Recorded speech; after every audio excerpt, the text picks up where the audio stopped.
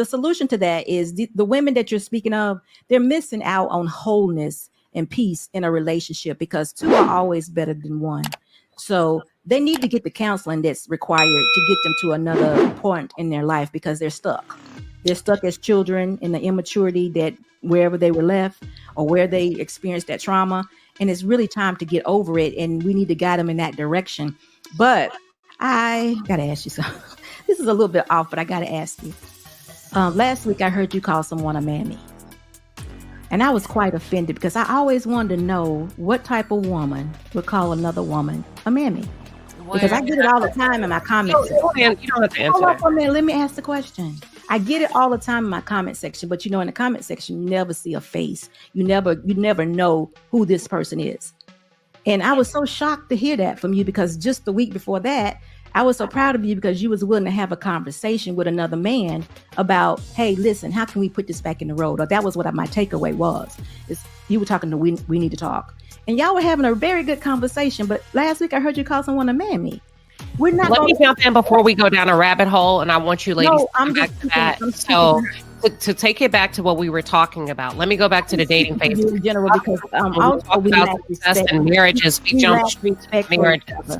Hold on, get back. You do, Taylor. Security. We have to let you talk for a while. Together also. We have to have and value for each other so we can get this thing back in. So.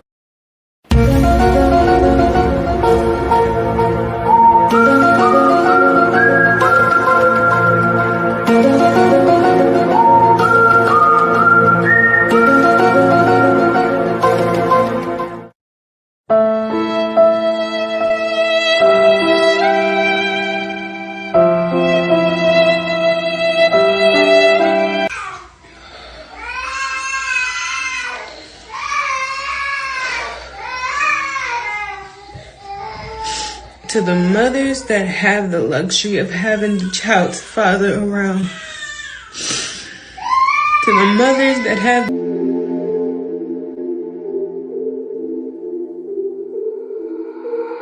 I got the H in my palm. My girl, she know she the one.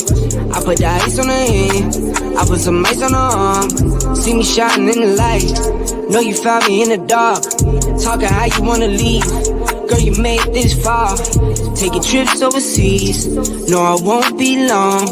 We came up from the weeds. Now it's top floor. All these big gets on her wrist. VVS is on her neck. Make it spinning, now I'm stressed. When I make it stretch. Double back to back then. Down broke, now we rich. Spend it on her, let her spin. Down with me to the end. That my best friend. That my best friend. That my best friend. I'ma spend it on her, cause she all mine. Spend it on a challenge, cause she all mine. There for my first cake, then we hit 100K. $500,000 on the way, then $1 million on the way. Eating good full plates, eating good, say grace. Eat her up, get thanks. She got cake birthday. I can't waste no way, I can't waste no play. My girl, whoa, sounding like the baddest chick. My girl, whoa, came from the rags to rich. Hit the road running, I had to tell her I had to get it. She understood, but she spoiled, so when she get mad, she dip. She do. All these big gets on her wrist, VVS is on her neck. Make it spinning, now I'm stressed. When I make it stretch. Double back to back then. Down broke, now we rich. Spend it on her, let her spin. Down with me to the end. That my best friend. That my best friend. That my best friend. I'ma spend it on her, cause she all mine. That's me. Spend it on a challenge, cause she all mine. All these big gets on her wrist, VVS is on her neck. Make it spinning, now I'm stressed. When I make it stretch. Double back to back then. Down broke, now we rich. Spend it on her, let her spin. Down with me to the end. That my best friend. That my best friend. That my best friend. I'ma spend it on her, cause she all mine. All these big gets on her wrist, VVS is on her neck. Make it spinning, now I'm stressed. Spend it on a challenge, cause she all mine. That my best friend. That my best friend. That my best friend.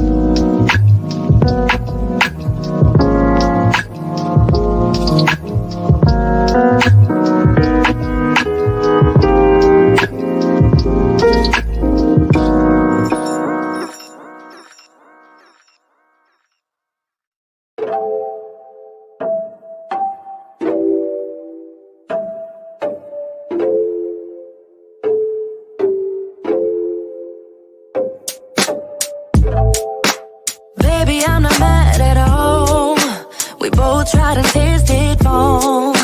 Can't hold our love against the wall. No.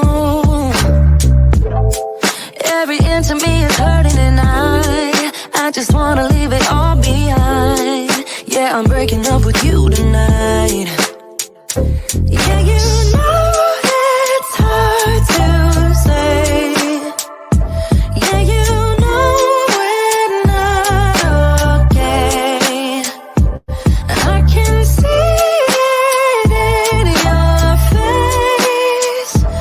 We became a lonely place. Goodbye, so long, my dear love. Love is forgotten, so I'm moving on. Goodbye, so long, my dear friend.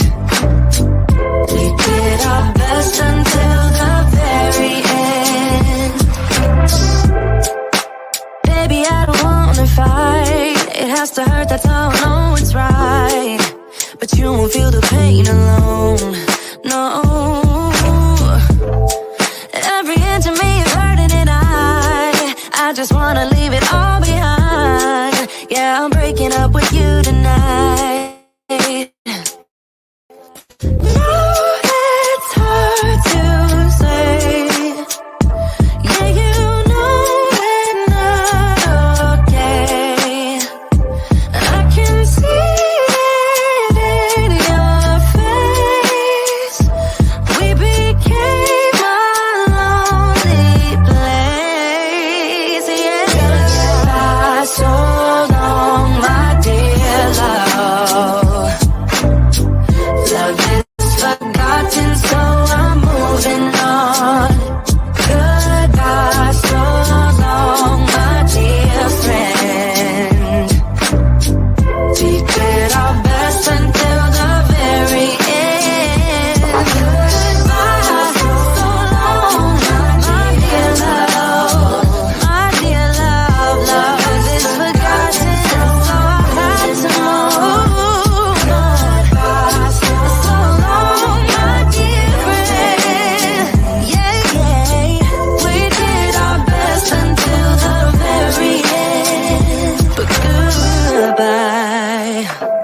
so long, my dear love.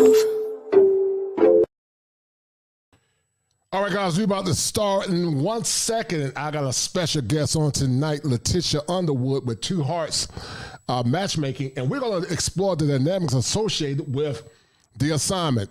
As you guys know, that when men get divorced, they're at greater risk not only for depression, but also suicidal ideation. Get your pens and paper ready, guys. We're going to have a fire show on tonight with Sister Letitia Underwood as we talk about a phenomenon called the assignment. And because women don't understand the assignment in modern times, many men are getting their passports and going abroad to give their pearls to women that honor and respect them as men. Get your pens and paper ready, guys. Let's do it.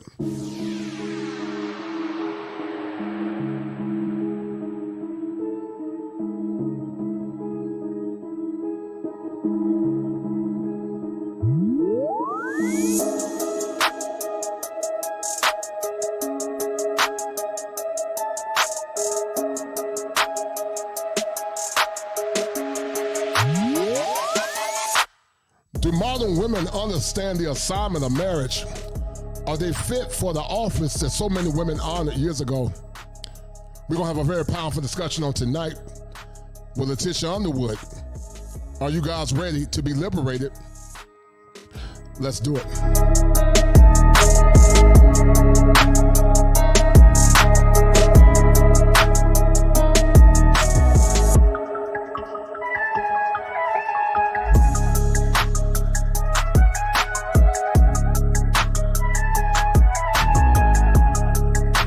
Fire for your mind. The Kosher Commission.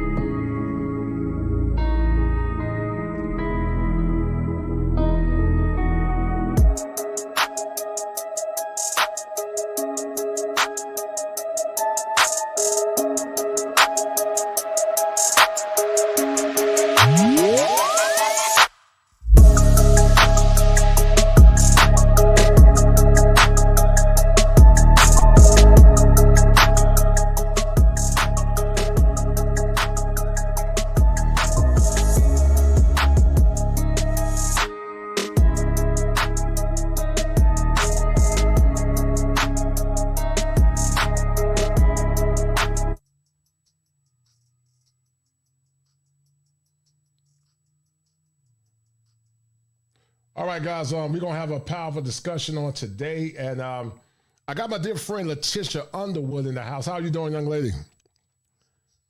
All right, all right. It's been a minute. And Letitia is one of those dear friends of mine that started with me about 2 years ago. Yeah, about 2 years ago. Yeah, it's been a long time, man. When we did the Manhood Chronicles, Letitia, as you can see, I've grown exponentially since then. And one of the things, Letitia, you and I used to talk about many times on Facebook and also the time we did the show, we were talking about the dynamics of women and women understanding men. We've done several shows with Ted Santos and Blair Nash. Shout out to those brothers. But it appears, Letitia, that many modern women don't understand the assignment. And because of that, consistent with Dr. Glasser said that needs drive behaviors. Men are beginning to travel abroad, Letitia, to find women that more or less meet their traditional acumen because they're tired of the distress associated with modern day in relationships. So how would you like to add to the conversation, dear, and tell the audience who you are? Okay, can you hear me? Yes, ma'am, I can. Uh-huh. Okay, so my name is Letitia Underwood, and I am a certified professional matchmaker as well as a dating specialist and strategist. I help women single. As a matchmaker, I match successful men who espouse traditional values. I match them with women who espouse traditional values. I'm also a dating strategist and specialist. And how I focus in helping singles figure out their dating style so that they can, in turn, start having a successful dating life.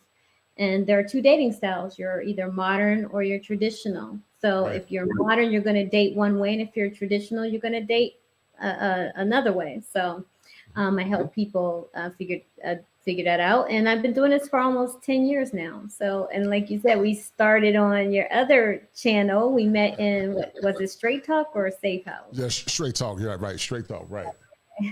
with 10 Santos. So it's been about 2 years, and you can tell things have evolved. You know, I put in a lot of work, and it's a pleasure to have you back in the house. But you know, Letitia, the world is changing. You know, Harold Melvin, the Blue Note, said that the world don't get no better. And then he said, if you can't change the world, just let it be. And many men are beginning to say, I'm just going to let the world be because I want a traditional woman that can match what I have as a man. And you talk about the dichotomy between the modern woman and also traditional women. Based on your matchmaking service, do you find that most men want traditional women that more or less meet traditional mores based on what you've seen? So like you said, the world is changing. So it's really starting to become a mixed bag. Previously, when I started out, more men wanted traditional women. But it mostly depends on the socioeconomic class. So my clients, my successful clients, they're, you know, top 6 figures and up. They desire traditional women. They desire more traditional arrangement. They desire women who traditionally have a lot of the softer, more feminine traits and characteristics. Mm-hmm, mm-hmm, mm-hmm. When you look at the concept of traditionalism, what does that mean to you, Letitia, when you look at the concept of traditionalism and relationships? What does a traditional relationship mean to you? Traditionalism is very simple. It's very cut and dry. It's black and white. There's not any deviation from it. And it's based in gender roles. It's based on gender roles, but it's also based on the values. And that value is family. If you, how your family is going to operate. So if you're focused on family and community and you go about choosing your mate with those 2 goals in mind, and your relationship and marriage is going to be based on gender roles. The woman has her role based on her being a woman. The man has his roles based on being a man. Right. You are traditional. Mm-hmm. But what it appears to me, Letitia, and you tell me what you think, it appears that women want to juxtapose and more or less change or more or less flip out when they want to be traditional. There's a time, Letitia, they want traditionalism when it comes down to servitude. But when it comes down to power, Letitia, they want egalitarian relationships. You hear constructs like the word partner. What's your take on that and why the phenomenon, in your opinion? You have women who want the benefits of traditionalism. I mean, there's a lot of benefits that come with being traditionalism. The man is going to be the provider. He's going to pay all the bills. He's going to cherish you. He's not going to require you to work as hard. And he's paying for all the dates, right? He's opening doors, pulling out chairs. He's likely the guy who's going to bring you flowers. So all of that sounds good to women. But when it comes to making decisions and having more of a say and having more of a power dynamic within a household, I think that's when women now want a more egalitarian setup. The reason why they want this is because women are trying to have it all.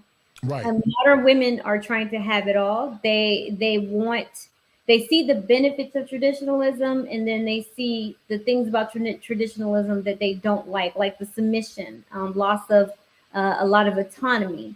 That's the part that they don't like, they don't feel comfortable with. And so they figure they can just try to create a paradigm where they can have it all. Yeah, and Whitney Houston said it better than me. She said, "Didn't we almost have it all?" And sadly, many think they're going to have it all, Letitia, but they're going to end up by themselves. But in the meantime, shout out to my man, My 2 Cents, no words, but showing me so much love on tonight with the $49 hitter. That's a deal, right? My 2 Cents. Right? And My 2 Cents because of your kind love offer, brother. That's a deal, right? You are the #1 sponsor, brother, of this stream. Thank you, sir. I appreciate it.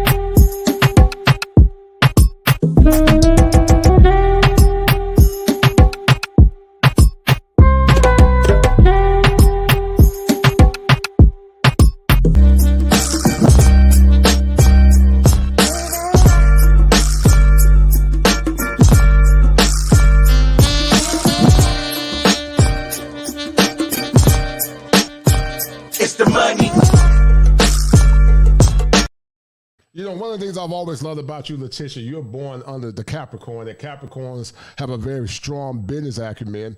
But not only a strong business acumen, you ladies are very logical. You know, when I talk with Capricorns, even though you're very feminine, I feel like I'm talking to a dude. But because y'all are so logical. But the assignment, when you hear the word the assignment, Letitia, what does that mean to you? What resonates through your head when you hear the word the assignment? Because it appears that modern women don't understand the assignment.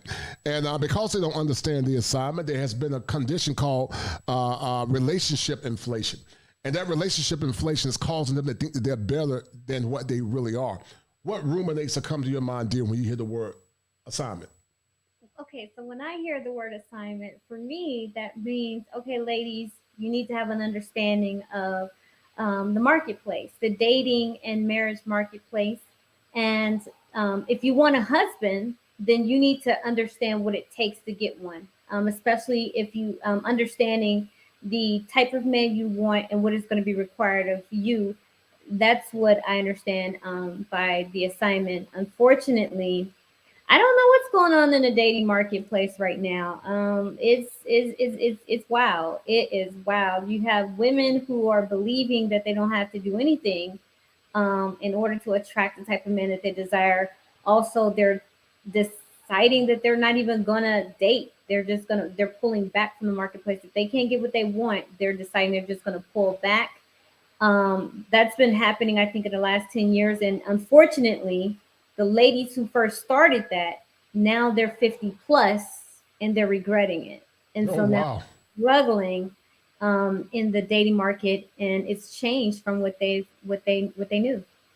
Well, you know, one of the things, Letitia, that we all got to work on as a licensed therapist is something called self-awareness. And, you know, sadly, many are playing the song by Teddy Pendergrass back in the 70s when he said, the whole world is laughing at me, silly fool. I'm drinking a glass of wine because, see, Letitia, they thought that they were better than what they really were. And I think, Letitia, that many of these women have a schema affliction. And a schema is just a fancy term that's more or less postulated in cognitive behavioral therapy. A schema is basically, how can I say it? It's a fixation. But see, a schema is a negative fixation, or it can be positive. But many times, Letitia, that schema and the affliction associated with that scheme is based on pain and fear. And one of the greatest things that men struggle with, Letitia, is that once they get married, they want to know if that woman's going to still carry out the assignment, because it becomes very deleterious for a man to think that he got a woman that's going to be his ride or die, that he got a woman that's going to protect his six and more or less protect his ego as a man. Only, Letitia, that once he get that woman in a relationship, many times, Letitia, and because they have some solid 60 traits, many times, Letitia, they end up like Smeagol on Lord of the Rings, and they do this.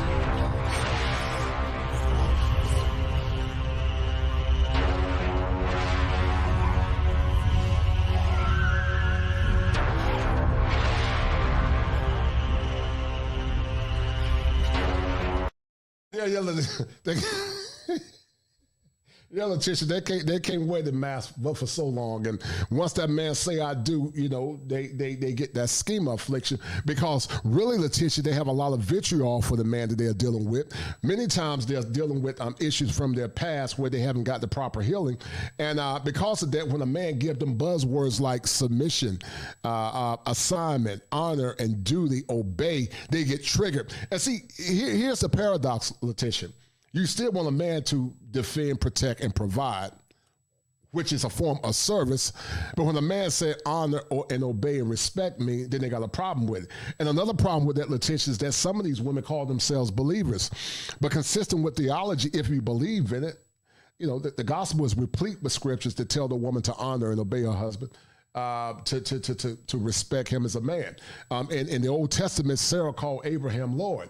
And Lord, this meant, you know, he was over her. A husband is over his woman. But being over her does not mean that he more or less abused power. But many come into a relationship, Letitia, with a deficit mindset, thinking that man's going to abuse power. What is the biggest schema that you see with modern women, Letitia, when it comes down to relationship based on fear? Yeah, I think, to be honest with you, I'm starting to think they just don't like men. Mm-hmm. Outside of the usefulness of them, I don't think, and I say this in love. Like I've been on several different social media platforms, um, and deep down it's like I don't think they actually just like men. I think they're afraid of men. Mm-hmm. They've been conditioned to be afraid of men. They've been Right. conditioned to not trust men, and so they don't like men. And there's this piling on, like on social media. There's not one social media platform that you can go to where you are seeing women speaking positively more so than the negative aspects of men, right? Where the women are piled up in these groups and they're constantly just dogging and dogpiling on men. So that's what I'm seeing, and to be honest, it just seems as if they just don't like them. They Yeah, don't like. yeah, yeah, and it's classic projection for a myriad of reasons, Letitia, and it's problematic because many of these women have been hurt, been burdened, been impacted by men that have done them wrong in the past, and they displace their aggression. You know, that's a term used in the clinical world, displaced aggression. They displaced their aggression towards the party that had nothing to do with the offense that was more or less transmitted onto them.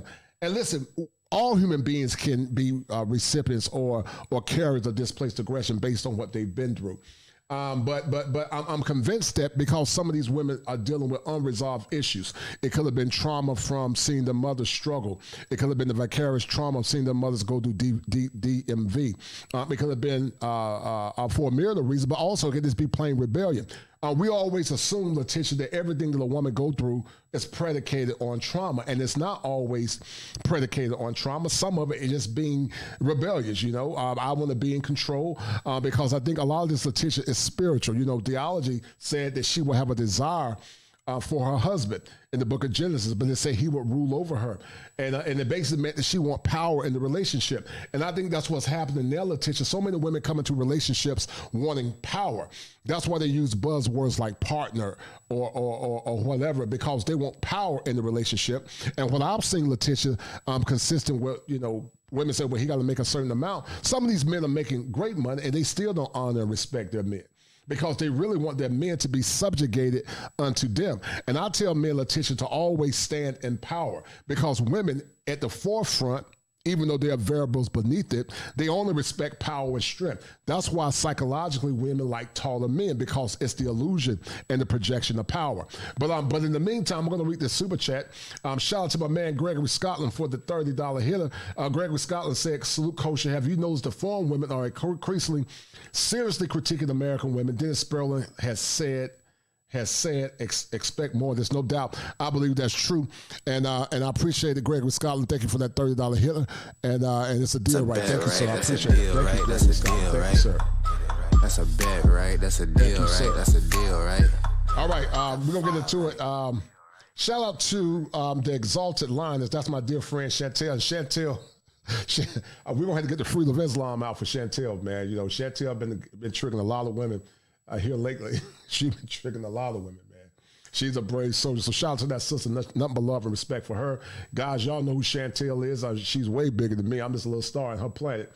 But go check her out on her channel. Her content is towards empowering men and more or less helping men become the better versions of themselves as we talk about the intersection of male and female dynamics.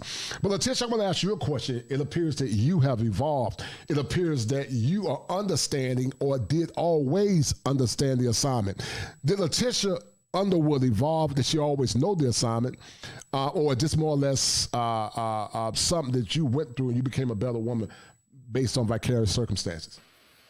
Oh no, I've always knew the assignment.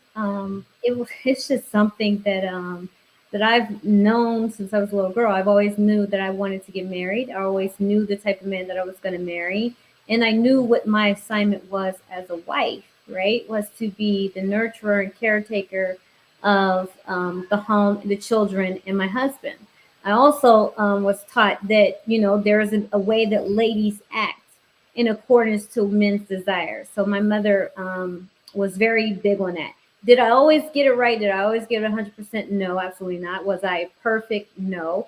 But as my daughter got older and I realized that I needed to work with her and teach her on how to become a wife as well and be the wife that she desires, I knew that I needed to really perfect and hone what it meant for me to be a woman and what it meant for me to be traditional and just exuding the femininity that I wanted her to also adapt and operate in so that she could attract the type of man that she desired and be the wife that she wants to be.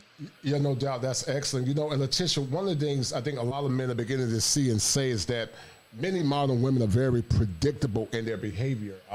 You know, I like something that my dear friend Red Lipstick said. She said that many will wear the veneer of femininity, Letitia, when they're trying to get the ring. But once they get the ring, they pull the mask off. And as I said a few seconds ago, one of the greatest challenge for men is that, is she really down for the cause? Is she really loving me for who I am? If I lost all my assets, would she be there for me?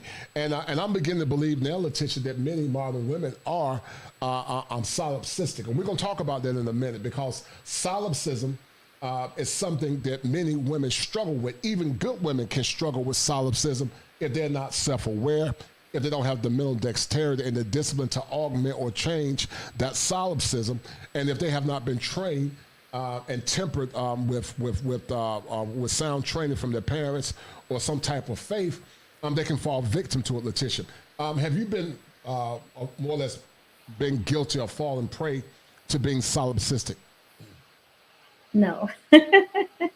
I'm pretty much what you get is who I am. But I will say that a lot of women now, they're developing, you're hearing words about that soft life, right? A lot of women are paying attention to what men are saying they want, and they're listening to the women who have the qualities and traits that men say they want.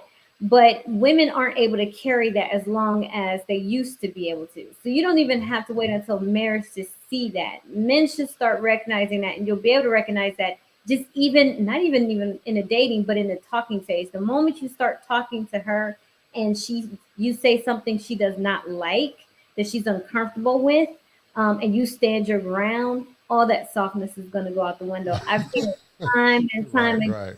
Tried to put on this act of being feminine, but the moment the conversation switches up, that the true who she really is comes out. Yeah. Well, you know, in the clinical world, Letitia, because many are very delusional, they have a condition in the clinical world, Letitia. We call it projection. Not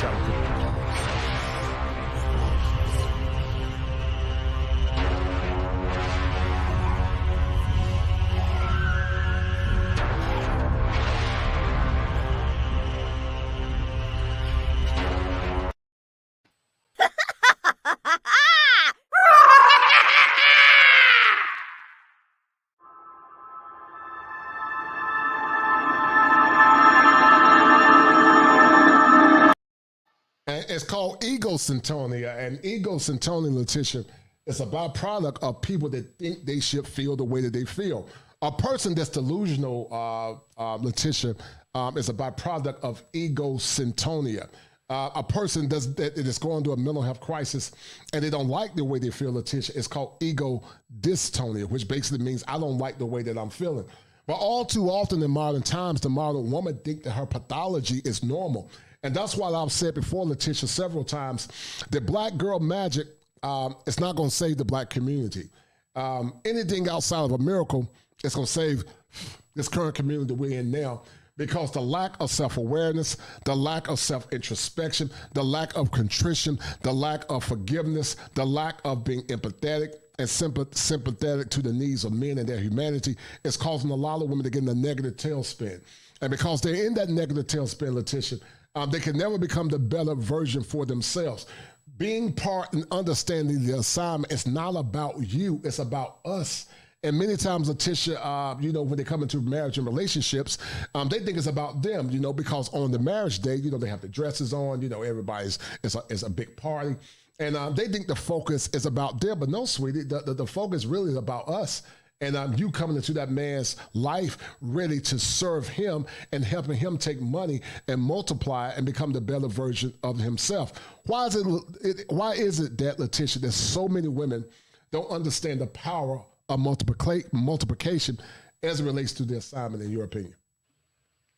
because they were never taught it.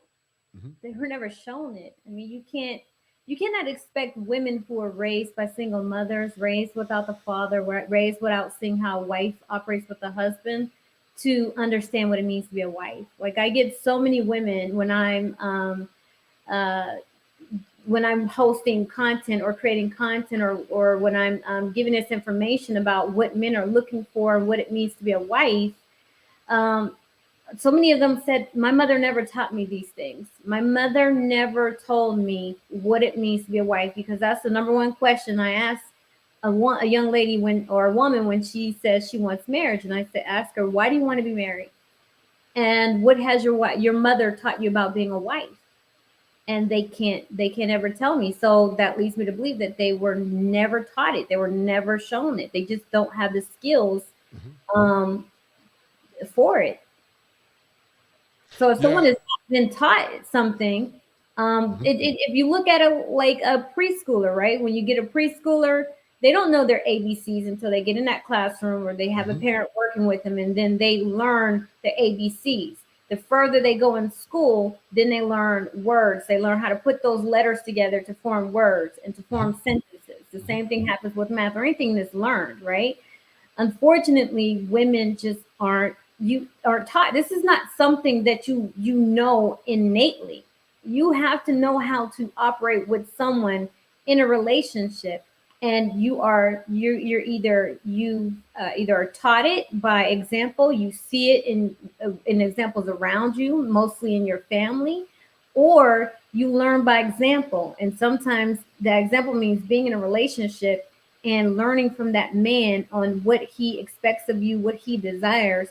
But unfortunately, a lot of modern women, they don't want to learn that way. They don't want to learn from a man. They don't want to learn how to be a wife for him, because they look at that as, well, he's trying to control me, he's trying to abuse me. Because again, it goes back to childhood and thinking that that's all men are trying to do is control. If a man won't let you just be who you want to be and do what you want to do, then that means he's trying to control you and abuse you. So it all goes back to childhood and lack of learning. And you know, the paradox of that, Letitia, is that many modern women actually control their men either verbally or through manipulation. But, you know, when you hear women say, happy wife, happy life, that's a form of control. When women tell men that I'm not going to give you some, that's a form of control. When women tell men that if you decide to leave me, I'm going to get you in the courts, that's a form of control. The hypocrisy and the lack of self-awareness, Letitia, is unreal, to say the least. And I would say that more men are more neutered now in relationships, Letitia, than they were 30, 40, 50 years ago. What do you say about that? But in the meantime, dear, let me read the super chat real quick. Shout out to my man, Tim Howell. He said, unapologetically go where you are celebrated, gentlemen. And you're right, Tim Howell. And because of that, a lot of men, Letitia, are getting on that airplane, and men are beginning to do this. I'm tired of America, so I'm hitting Richie on the net. I got the tickets, that's a bet. We need the link, my brother set it up. Damn, I didn't had enough. Ooh, I won't lie. Can I get a little shake with them fries? My skin tone is matching your eyes. Black men, you know we like them thighs. And baby, she can do it all. Your land is my land. Cut through. Letitia, it appears that many women are pricing themselves out of the market because of their lack of self-awareness. And when women like yourself come to bring clarity to the discussion, when women like yourself come to bring healing, when women like yourself trying to give them alternatives to what men want and what men want in relationships, then you get called names like pick me. I remember reading some text that we had, and they called you pick Misha, they called you pick me's, they call you mammies, which is weird.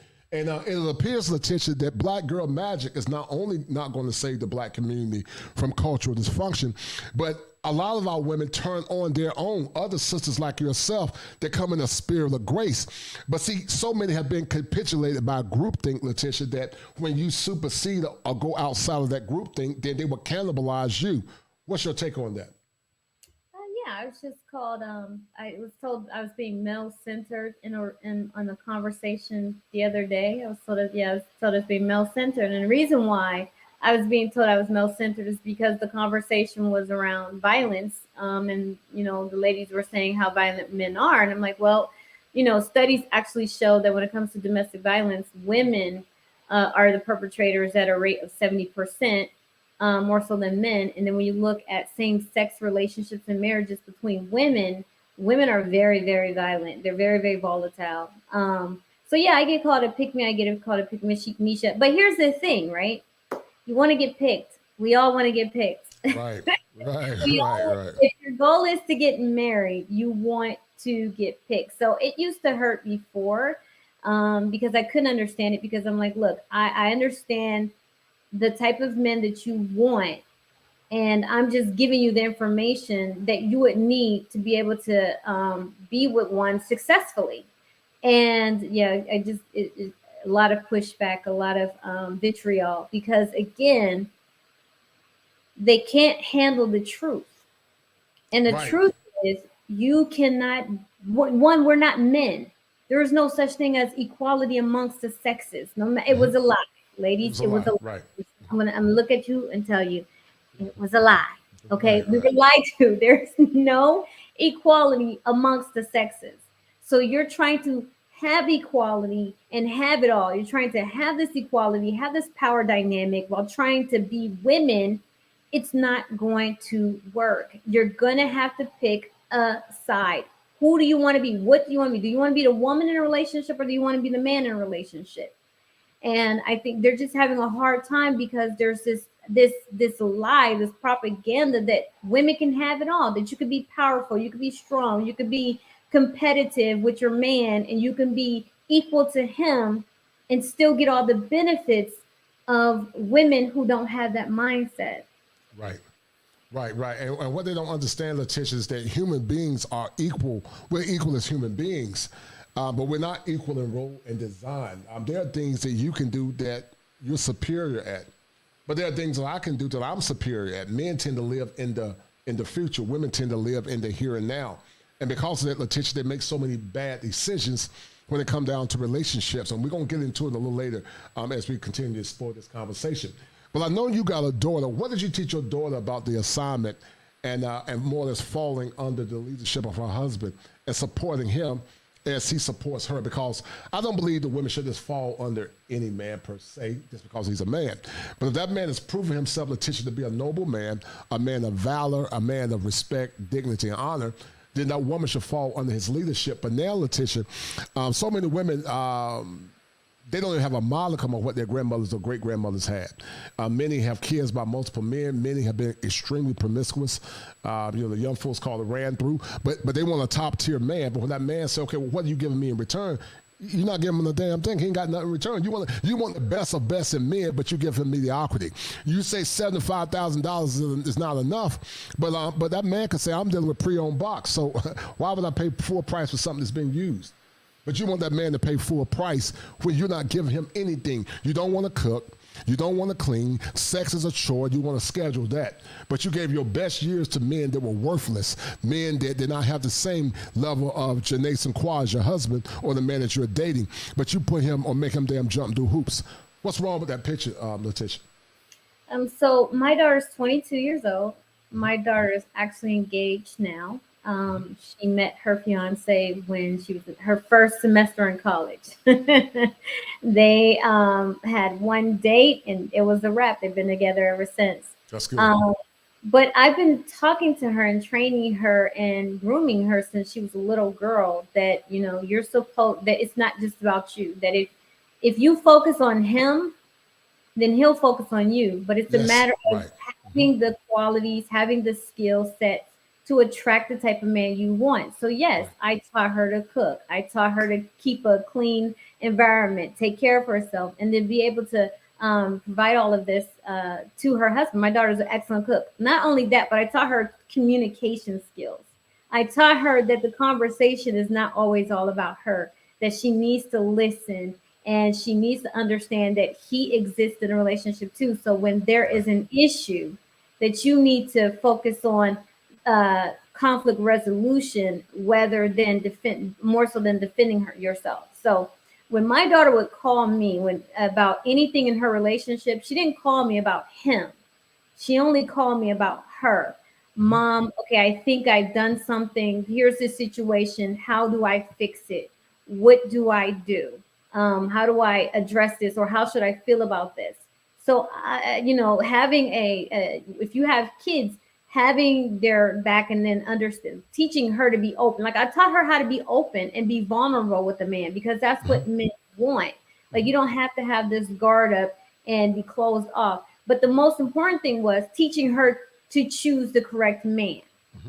And I taught her, when it comes to choosing the correct man, it doesn't look like what everyone is telling you. Don't focus on him respecting you. Focus on him cherishing you.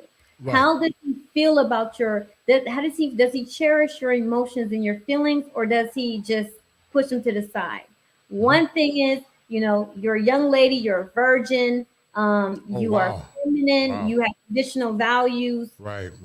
So you have to understand that you have a lot to offer. So you just don't offer that to any man.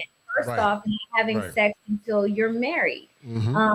And understanding that there are men out here who are going to want you because you're a very beautiful young lady, but that doesn't mean you have to give every man a chance. But you have to focus on looking at a competent man, a capable man. Like even in, being in college, because they were in college, I'm like, how seriously does he take school? What is his goal after school? Like there are not everyone who is attending university has the same goal. There are going to be some young men there who are just there to have fun, pass time. If they're in sports, their education probably is not that important to them. But you want someone who has the same value system as you, you're going to be able to align, because education is important to you. Family is important to you. Does he want to get married? Does he want to start a family at some point? Right. If he's trying to date you, if he's trying to court you, is he just trying to wing it, or is he serious? Because I married her father. We were 19, 20 years old. Right. I didn't take dating lightly.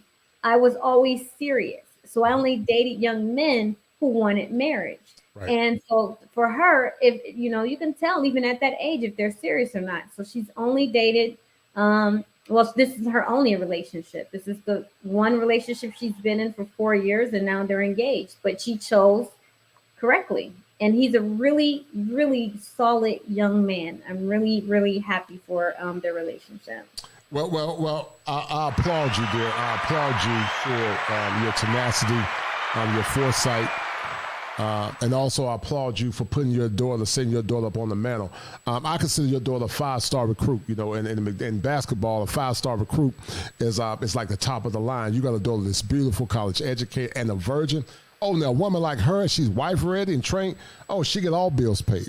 Most men don't mind paying all bills for a woman like that, but you got chicks, Now we also said we're prorated based on how many men you've been with, but you've been with 50, 100 men, 20. Talking about you damn won't pay no, but we're gonna prorate it, boo. We're gonna prorate it based on how many men you've been with. You're not gonna get full rights. Your daughter deserves all bills paid. She deserves a man that's a damn good provider. She deserves a protector. A woman like that, I'll give her the world. I cast the world before her feet. Because, see, that woman has not been imprinted, Letitia, by multiple men. And they get triggered, because, see, Letitia, women can't be ready for the assignment if they have been imprinted sexually by so many men. How can you submit to one man when you have submitted to so many? You still got the energy and the imprint of different men ruminating through your body. And watch this, Letitia. Imagine that woman get married, and that man, he's very average in sex. But when she was in college, she got her back blown out. Her toes were curling like the witch on the Wizard of Oz, because that man gave her an earth-shattering orgasm. And so by the time she get married, Letitia, that man is just a commodity. He ain't nothing special. That's why she can get rid of him, because women, Letitia, that leave relationships, what they're doing, they're actually practicing divorce. I'm going to say it again. Women that leave multiple relationships and they have been intimate with multiple men, they're practicing what divorce looks like. That's why 70 to 90% of divorces are initiated by women, with a higher tier, Letitia, by college-educated women. So how can a man and a woman come together and she be bone of his bone, flesh of his flesh, when she's been put together and torn apart? She's been put together and torn apart. She's been put together and torn apart. And over time, Letitia, that woman will begin to calcify mentally, but also build up scar tissue. Once you get that scar tissue, it's nothing you can do. That's why I said that even with therapy is a start. But some women have been so traumatized by the different types of men that lied to them, or more or less they fell prey to the sexual liberation movement. Now, when they get married, what do you got to look forward to? It's nothing special about it. It's nothing new. When that man on his wedding night, he don't get nothing special. But yet you still want that damn man to pay all the bills. He got to be a protector and a provider. I'm not going to cook. I'm a slave. I mean, goofy stuff. Now, it's one thing, Letitia, to come into a relationship and you say I'm not perfect, and and you're humble, and you say I made bad mistakes, but here I am, and you tell that man everything, and if he can look past certain things, then I got nothing but respect for a woman like that. It's still gonna be prorated though. Go ahead, Deb. Okay. So my mother always had this conversations. I never understood it when I was a young girl. My mother always said, a woman who puts herself out there like she's available to every man, a man is not going to want. My mother always made it clear that the more men you have sex with, the less valuable you are, the less of men want you.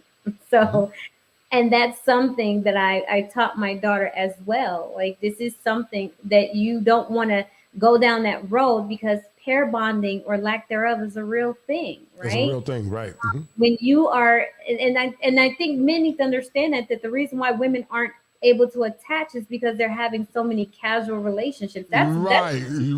Yes, ma'am. Right. And you don't even need to ask her body count, just her behavior and her inability to attach to you says all you need to know. She's either engaged in some casual sexual situations, or she's very promiscuous. And what pair bonding is that when you meet a guy, he makes you feel good. Your your brain starts to secrete oxytocin. Right. So when he ends it, because you haven't shown yourself to be a wife, you haven't given him any real value and tangible value to go the distance with you. So now he's ending it. Now your body's starting to secrete dopamine to make you feel better about this letdown that it's not working. So then if you're continuously having this happen, your body is going to start to protect itself.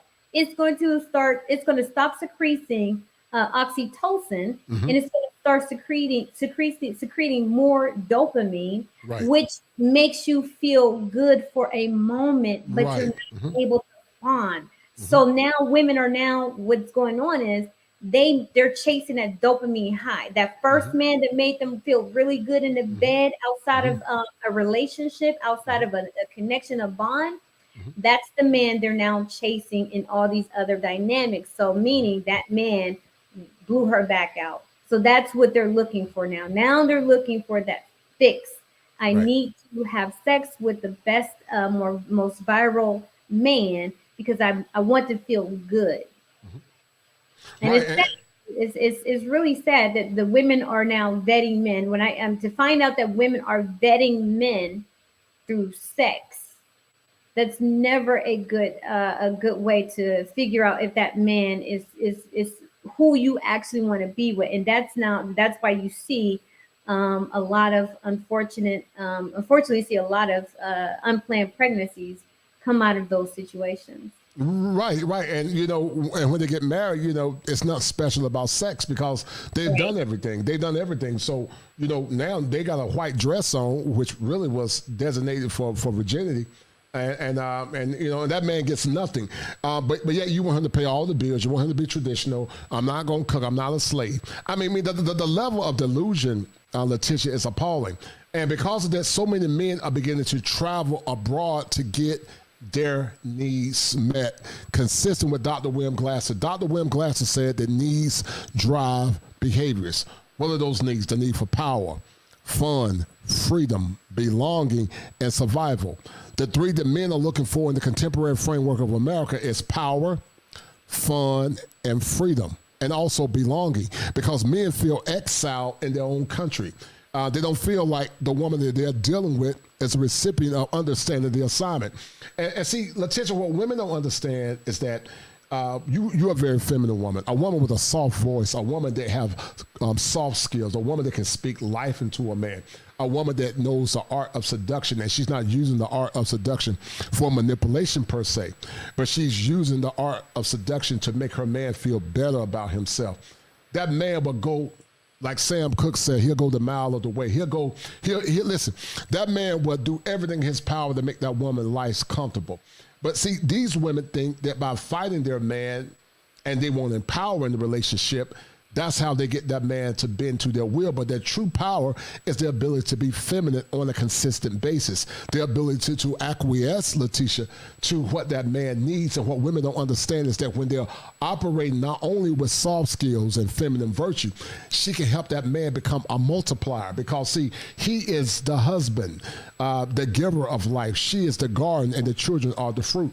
And so when the woman sets the tone in the relationship, then she produced fruit, and that fruit turns back around and nurtures the husband, which is the reflection of that woman and that said children.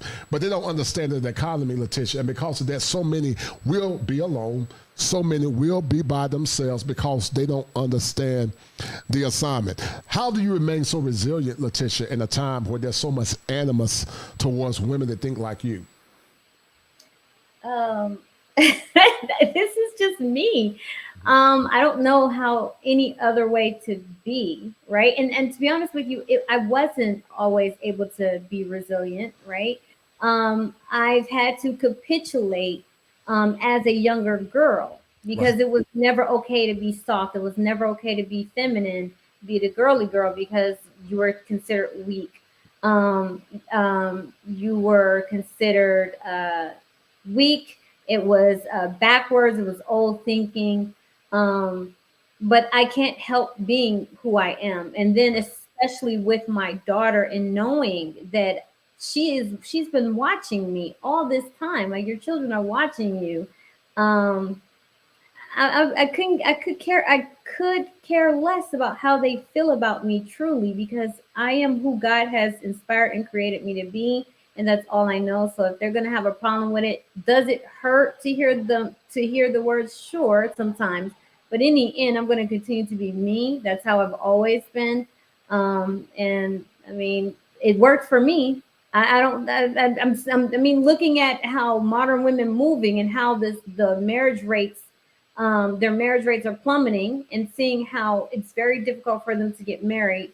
It's very difficult for them to attract the man that they want. That's not been my issue. So why would I change? Why would I be anything different? If anything, you need to learn how to be more like me, so that you would have a better dating life and increase your odds of getting married.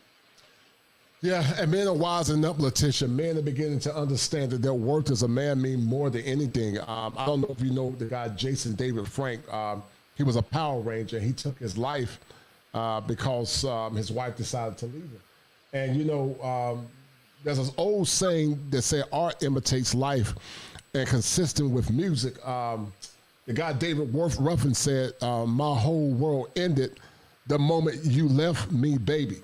And that happens with a lot of men. Their whole world ended, Letitia, the moment that woman left them, because that woman, Letitia, she did not understand the assignment. She didn't understand, Letitia, that the world did not revolve around her. That her life and her want was not always what's best for that relationship, but because that relationship was built on benefiting that man and a woman. When you try to teach about the dichotomy and what men want in relationships, Letitia, what percentage of women would you say are actually taking heed to what you're saying in context of that? In the context of that. Well, I would say so. The majority of the women who actually follow me, I don't have a problem with them. My core followers, I would say about 75% of them, they are definitely taking heed to what I'm saying. They're in the gym. They're learning cooking skills if they didn't have it. They're trying to be more feminine, tap into that feminine energy. And just signing up for strategy sessions, reaching out to me for accountability. So I would say about 75% of my followers are really, really trying to really honing in on that message. It's just unfortunately, when it comes to traditional values and truly being traditional, that's just a very small segment of the population. There's just not a lot of traditional women because typically traditional women are married before they turn 25. Right. They're typically married before they're 25. They don't let because the mindset of a traditional woman and man is to start your family, and then you want to start a family inside of marriage. So there's not this need to be independent, focus on your career, focus on your job, focus on finding yourself because you've already found yourself because who you are as a wife and a mother. And now you're trying to make that happen. You don't need to wait until you're 30 or whatever to make it happen. No, you feel that you're ready now. So the population is very, very small. And so there's going to be a lot of pushback. And I'm fine with that. But in the end, I just tell them, like, in the end, listen, you either can take the advice that I'm giving you, because if you want to date men who are in the top 20%, you take the advice that I give you, or you take what you can get, or you die alone. It's just and many, Letitia, are beginning to die alone. But in the meantime, guys, get the likes up. Letitia, I want you to talk about your Clubhouse. You don't have a YouTube, but you do have Clubhouse. And Letitia, do me a favor, dear. After this show, please send this link to your Clubhouse people. Is there a way you can send it to them so they can look at the show? No, the way Clubhouse works, it doesn't. But I do have a YouTube. I do have a. What's the name of your YouTube? It's Two Hearts exclusive. TWO. Hold tight. 2WO. HEARTS.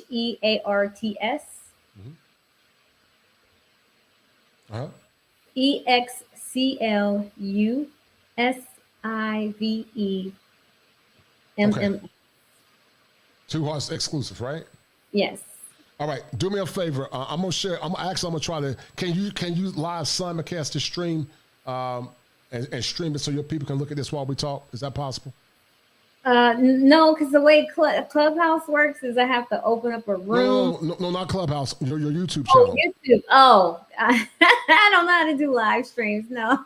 No. I can send you the link, right? I can send you the link, and just copy. Do you have a community page? Just put it in your community, or maybe I don't know. Put it in your community page now, and they can see the show while we're talking.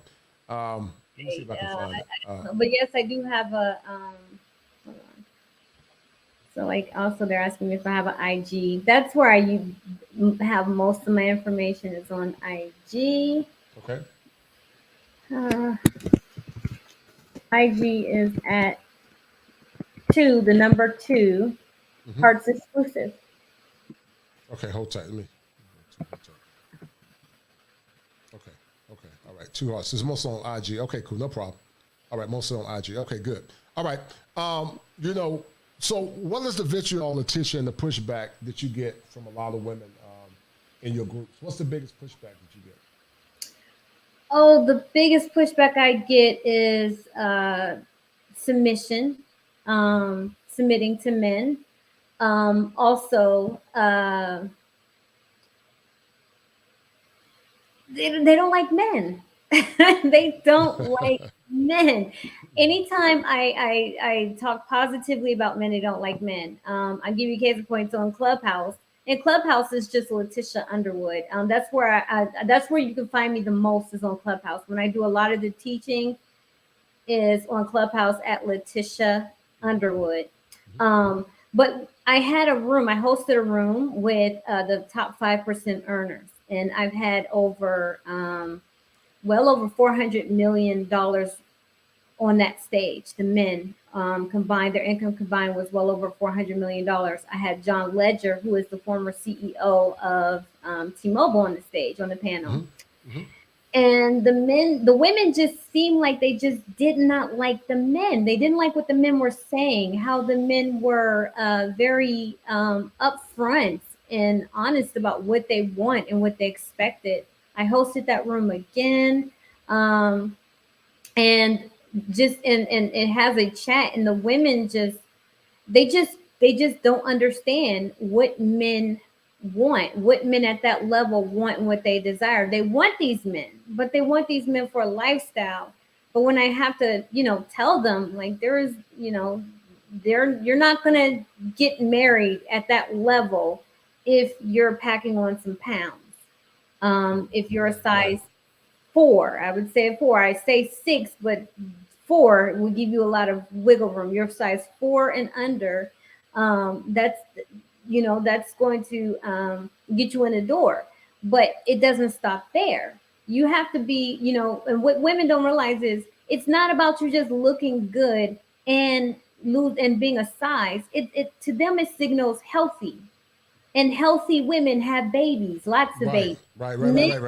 Worried about whether or not you're going to be able to produce any children and the complications that can arise. So if you look good and taking care of yourself, his brain is going to send a signal to his brain that you can have children with him. Secondly, would be your traits, your characteristic traits. A lot of these women are just very nasty, mean, catty, spiteful, petty, condescending. That's the biggest one, is condescension. I see that a lot. You hear something that a man says and you immediately go to being condescending. So when I have to talk to them and tell them, like, this is how you engage, also understanding that where to find them. Like, you can't stay at home, you can't be going to the hookah lounge and bending over and twerking and all that and thinking that you're going to find a top tier upstanding man who is going to want to marry you. Another big problem is the outward appearance. I have had to, it was like pulling nails, trying to get these women to understand the snuffleupagus, Muppet Baby eyelashes had to go. If you're gonna wear eyelashes, make sure they look very natural. When it comes to your hair, all of that colorful, long 30-inch, 40-inch weave going all the way down, even the box braids going all the way down is just too much. More of a classy, elegant, simple look. You don't have to be, out here showing it off. Like, men want to know that the children that they're going to have is theirs. And the way that they'll know that is by you showing yourself to be a virtuous woman. So if you're out here trying to gain attention constantly trying to gain attention from men, even if you're saying that you only want one man, that signals to him that you're an attention seeker. You like validation from men. He's not going to be enough. So he's going to have to worry about whether or not you cheat. And if you right. Those kids are his. And I don't think women think that deeply when men are saying what it is they want and what they don't. I think they just, you're just being superficial. I'm a good person. You should take me as I am. And I'm like, no, it doesn't work. I would never take a man just as he is. Right. So why would I expect a man to just take me as I am? You hear a lot of the conversations. Women are very quick to say, I want X, Y, and Z. Okay, then what are you willing to offer him in exchange? Because that's what it is. It's about trade-offs. Yeah, it's about trade-offs, and not only is it about trade-offs, it's about what Teddy Pendergrass said. He said, it's so good to love somebody, Letitia, and somebody to love you back. And, I'm a firm advocate, being a licensed therapist, that men should do what's best for them. It's not too many male therapists, Letitia, that's talking about male empowerment. I am a dinosaur, to say the least.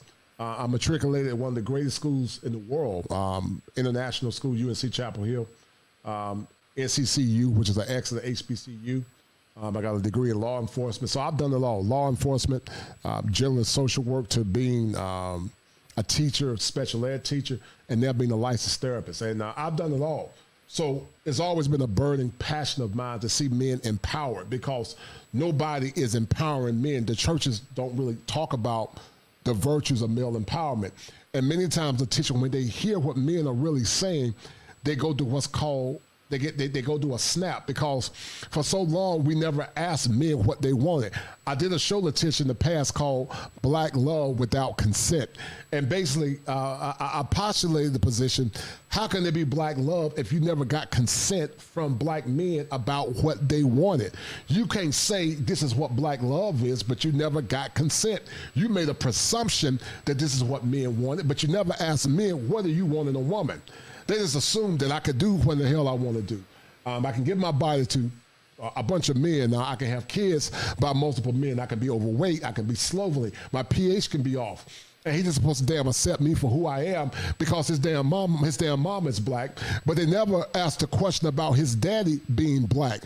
Because see, Letitia, theology says that honor thy father first and thy mother. It never said honor thy mother first and thy father, but it said honor thy father. And because men are the arbiters of relationships, it will be incumbent upon that woman to honor thy father. But see, we don't care about what men want. Like Michael Jackson said, they don't really care about us. They don't care about what men want.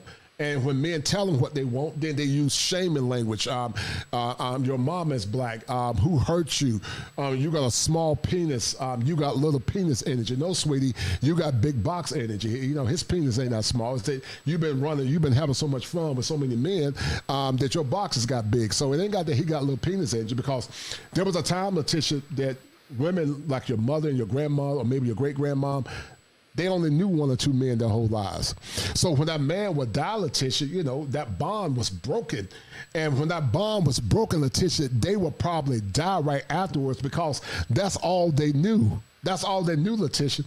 And see, they were able to sing the song by Shirley Brown. Shirley Brown said, I love that man. Shirley Brown was so in love with her man that he was cheating on her, and I'm not advocating for that, but she loved that man so much, she said, that's my man.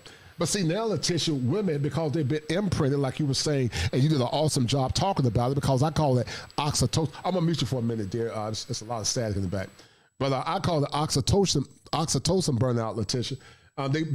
Their receptors are burnt out, because you're right. They want the dopamine hit now, because they can't bond, because the oxytocin from the secretion that they had, which would have been necessary when they're having children or having sex, do orgasm. They just want the hit. So, you know, you got these goofy women like Glorilla talking about NUT quick, you know. You got women like the Summers lady, you know, and you got the woman that says MURDER on my mind, because they have been so severely imprinted that they're not fit for not only the assignment of marriage, but they never ask men for consent with what they want in the relationships.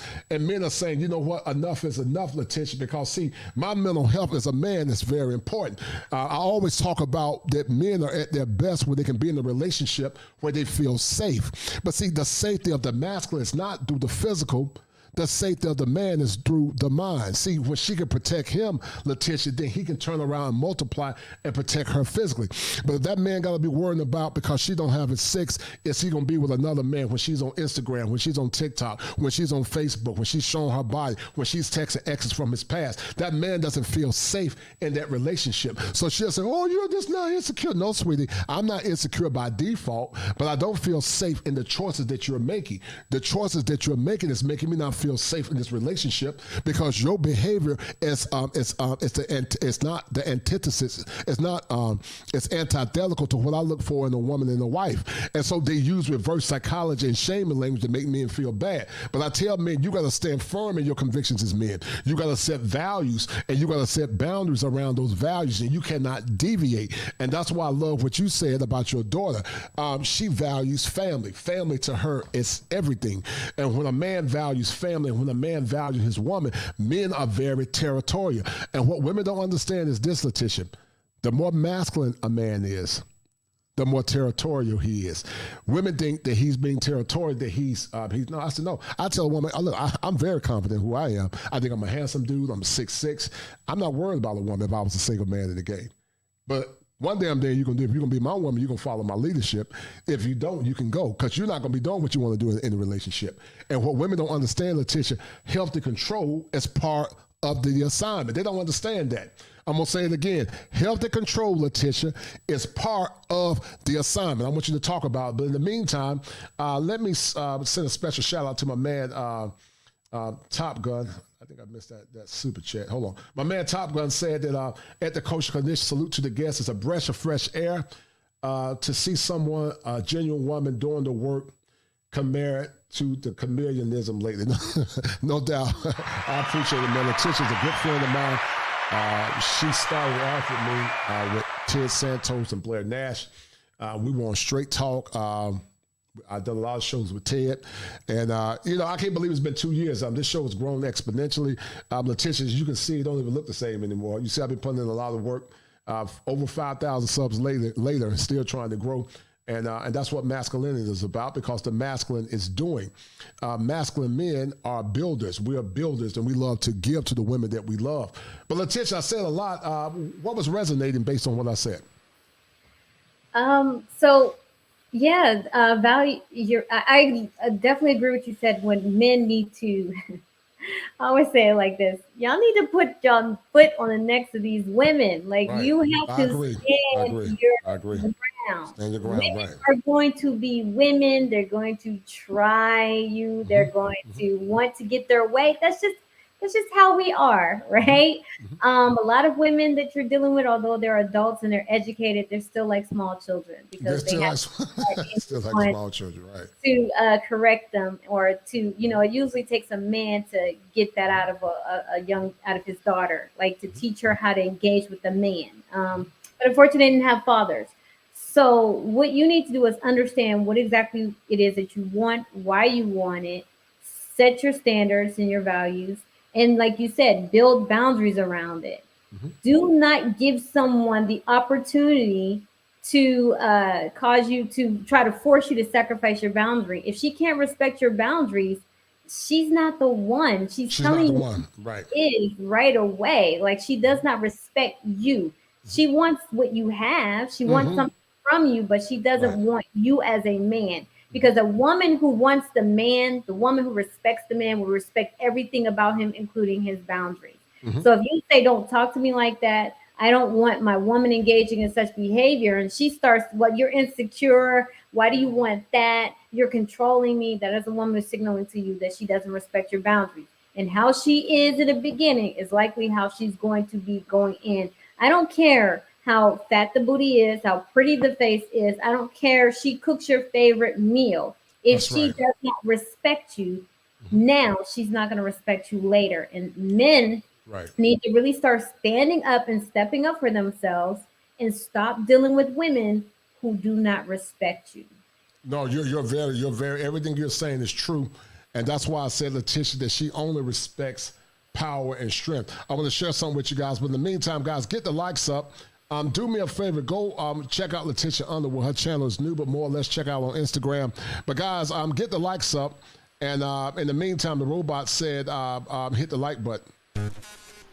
Hit that like button. Go ahead. Do it now before I reach out into that screen and twist your hand like Aunt Esther. Hit the like button. Thank you. Destroy. And Letitia, a lot of times, me being a male advocate and a therapist, folks get into feelings, you lose subscribers. And, I don't do this, Letitia, because I'm trying to be mean, but I'm very passionate about seeing men liberate. And I love you for your honesty and your sincerity, because you're right. Women are going to be women. They can have childlike proclivities, because everything to them is about fun, and you're 1,000% correct. A lot of women will use manipulation. They'll know they violated your boundary, but they'll use manipulation, meaning after they do it, they won't come back and say, I'm sorry, and I'm not going to do it again to get it together, but they'll cook you a favorite meal like you were saying, or they'll give you sex, which is a form of manipulation to keep you in that cycle. But see, I would tell a woman, you can cook all day, I eat your food, have sex with you, and I'll still leave your ass. Because I don't care if you're violating my boundaries. I told you what my values are, and when you violate what my boundaries are, then I got a problem with you. But they think, I'm just gonna give her some sex and cook them some fish and grits. Okay, you cook it. Why you after I eat them fish and grits and wipe my mouth, I got my suitcase and I'm walking out. Because I told you what my boundaries are. You think you like the young folks say, stop playing. You think I'm playing? I'm not playing with you. I mean everything that I say, but many of them don't get it, Letitia, until they're at the end of the road singing that song by New Edition. Shout out also to my man, Mr. Lawrence, for that $5 cash out. Mr. Lawrence said, keep preaching the truth. I appreciate it, Mr. Lawrence. And hold tight, Mr. Lawrence. Thank you for that cash out. Thank you.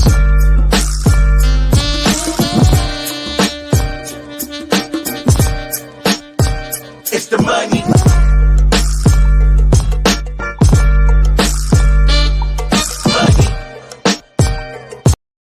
And Letitia, relationships are very costly.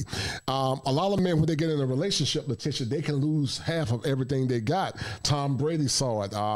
And Jason David Frank, sadly, he self-deleted himself to the point that he lost his life. And that's why I am so impressed of what you're doing. You are an icon to be highly revered. Because you're training a daughter like your daughter, pretty, a virgin, in shape, know how to cook. Oh my God! Listen, 33% of men are virgins, Letitia. So what are those men getting for being virgins? They're not getting a woman that's a virgin. They're not getting a woman that's wife ready. They're not getting a woman that's ready to submit to his program. So what do those men get? They're not getting anything, and so it's a problem in my mind that when men try to set the template of what they want, and these women are so inflated with their egos that many times men are not only suffering silence, but they have been so conditioned because they have not been raised under the mantle of masculinity, which is predicated on principles. The word Peter comes from the word Petra, which means rock. And so these men are saying, listen, my boundaries are fixed.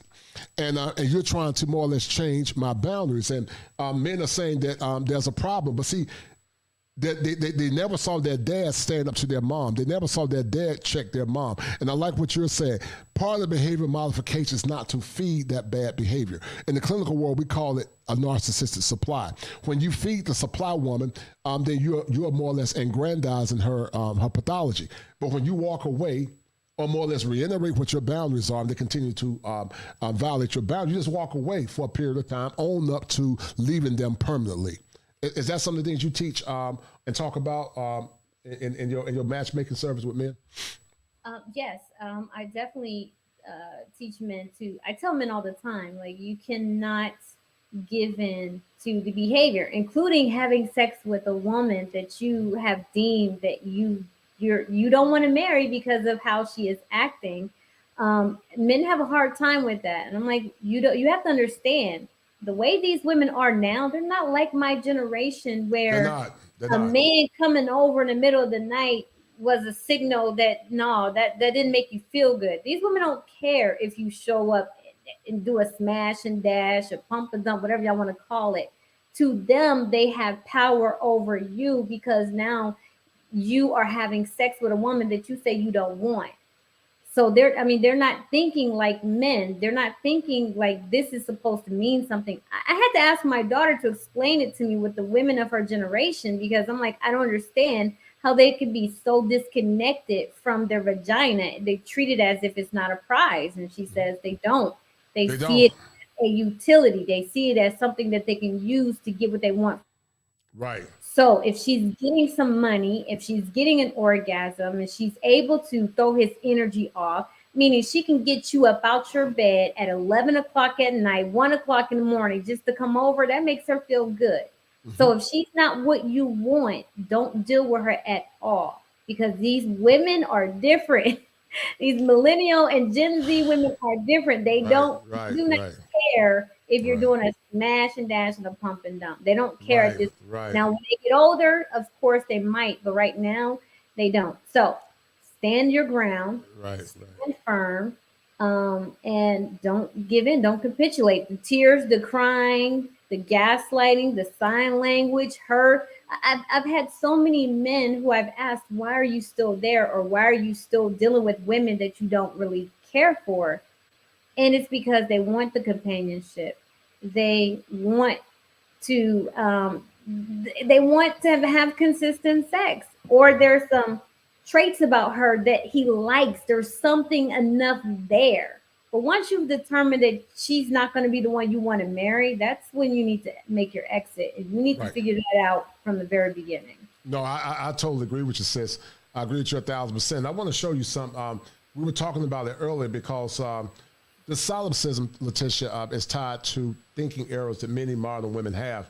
So solipsism, from the Latin adjective of souls alone, the Latin pronoun is ipsum, which means self. So basically nothing outside of myself, which is solipsism. The ideology that only one's own mind is sure to exist. Solipsists contend that knowledge of anything outside of themselves is not more or less reality. And that's why you hear so many women, Letitia, saying, my truth, your truth. it's my truth, goofy stuff like that. They talk about their truth, but in reality, Letitia, there's only one thing, and it's called the objective truth. There's no such thing as my truth, your truth. And so what solipsism look like, Letitia, many times is entitlement. Men feed solipsistic women through entitlement, Letitia. It looks like entitlement. Also, it can turn to narcissism. One of the things I talk about as being a licensed therapist, Letitia, is the dark triad traits. The dark triad traits is Machiavellianism. That basically means you use the art of persuasion and charisma to get what you want. Many women that postulate the soft girl era uses Machiavellianism. Also, psychopathy. That's also part of it. And then narcissism. And some of these women are actually undiagnosed narcissists or have narcissistic personality disorder. Even though it's more prevalent in men, some of these women have narcissistic personality disorder. That narcissism, Letitia, leads to what's called egocentria. That egocentria, Letitia, leads to what's called being delusional. Remember, I told you earlier that a narcissistic person has egocentria. Egocentria is a byproduct of being delusional because they think that the way they're feeling is normal. And then the last stage, Letitia, is what we talked about. Is called the commodification of subjugation. That's just a fancy way of saying that they only see you as an ATM machine, a utility, only to benefit them and their solipsistic needs, that nothing outside of themselves exists. And you said something that was very profound, and many men have said it, and I'm beginning to believe it. I'm not saying all women. There are some mature women like yourself that get it, but some of these women tend to have childlike inclination. They tend to behave just like little children. They act like little children. They think like little children. Their machinations are like little children because being childlike, throwing temper tantrums about me, why, when. And they cannot see anything outside of themselves. They don't take ownership for what they do. They don't take accountability for what they do. They like self-awareness. They like introspection. And it's always about me. Like the woman that deleted her baby, she said, it's always Jermaine's fault. It's always Jermaine's fault. She never said, well, even though Jermaine played a role in my pathology, I could have did something better. The self-awareness and the Letitia, the ability to say I was wrong. It's almost like for some women, Letitia, telling them to take accountability for what they're doing is wrong. They struggle with that. And many times, Letitia, they struggle with it because not only are they deaf, and I'm going to talk about that acronym, but the deaf acronym stands for they deny the evidence, Letitia, when you present it to them. They become enraged when you present them with the evidence. They will argue to ad hominem attacks, and they will fight you or flee, Letitia, because they have a condition called this.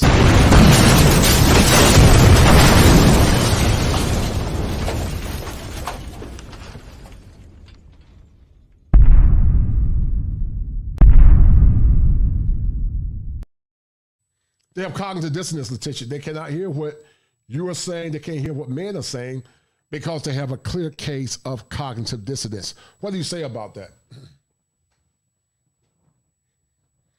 Hold tight. No, I completely. I've experienced that with myself. I'm like, so I already know what the men are going through. I know what they're experiencing because it's directed at me when I'm having these conversations, when I'm trying to have these difficult conversations. Dark triad, the Machiavellianism, the using the charm, the pulling of the puppet strings, trying to lead from the bottom, the psychopathy, which is lack of empathy. They have no empathy for men. They have no empathy. Have no empathy. Men feel, and why men feel the way they feel, why men are experiencing or why now, even with these conversations that men are having, they lack empathy for that, right? They can't seem to understand it. Well, men have been going for decades having to hear how they're not good enough, they can't do anything right. And now, and making it seem as if the women don't have any issues, but now the men are pushing back and saying, no, sisters, y'all have problems too. And this is what is wrong with y'all, but they lack empathy for that. And then the narcissism with the ego, they can't do anything wrong. Nothing is ever their fault. The entitlement that comes with all of that and then it all boils down to their moms. They have not had to have anyone tell them that they can't do this, that they shouldn't do this, all you hear is from mothers is nothing's ever your fault. He's wrong. He cheated. He's the liar. Right. So what if you slapped him aside his head to get because he wasn't doing what you want him to do? That's his fault. So what? You are being combative and disagreeable. That's his fault because he doesn't know how to listen. He doesn't know how to do what you want him to do. And that's what it boils down to, is getting men to do exactly what it is that they want the man to do. And if you can't do it, then if you won't do it, if you're not willing to do it, then all these problems will ensue. No doubt. Shout out to my man, My Sense, for the $9 super sticker. Thank you, brother. That's I appreciate right? it. That's a deal, And right? shout out to my dear sister, That's another a fellow right? That's a Capricorn. deal, She's right? a That's high a coaching deal, family right? that's dropping in on a vacation. I appreciate that sister. She actually inspired me a little bit with this show. Okay, all right. And so, yeah, I really appreciate that. But Letitia, I know you don't have long, but I want to show you something because this show is good. Man, I wish you could stay longer. I'm enjoying this, man. You're doing an awesome job, man. I'm feeling bad, Letitia. I'm about to sing that song by what was that group that made that song? I'm saying bye bye. Remember that song? I think it was Aaron Hall. Guy? Yeah, Guy. Yeah, I'm saying bye bye. You remember that back in the day? That sounds like Boys to Men. No. Say I can't believe this is happening to us. I think it was Aaron Hall. But anyway, I know you got to go soon, so let me pop this up. Hold tight, because this is important. The women that you're speaking of, hold tight. They're missing out on wholeness and peace in a relationship. And shout out to security, boss. And this is going to be what I call a true example of the solipsism, Letitia, that you've been talking about and I'm talking about. But I want you to look at this real quick. And you're going to see the behaviors that we're talking about. Women that like self-reflection, don't understand what men want. And they call this woman a mammy. Hold tight. Because two are always better than one. So they need to get the counseling that's required to get them to another point in their life because they're stuck. They're stuck as children in the immaturity that wherever they were left or where they experienced that trauma. And it's really time to get over it. And we need to guide them in that direction. But I got to ask you something.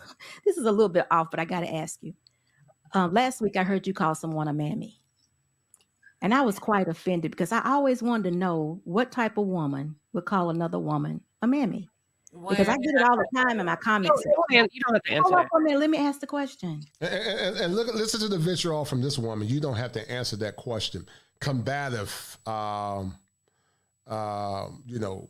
willing to take any kind of criticism. Shout out to my man Top Gun. He said, goodbye, love by Guy. Yeah, I thought it was Guy.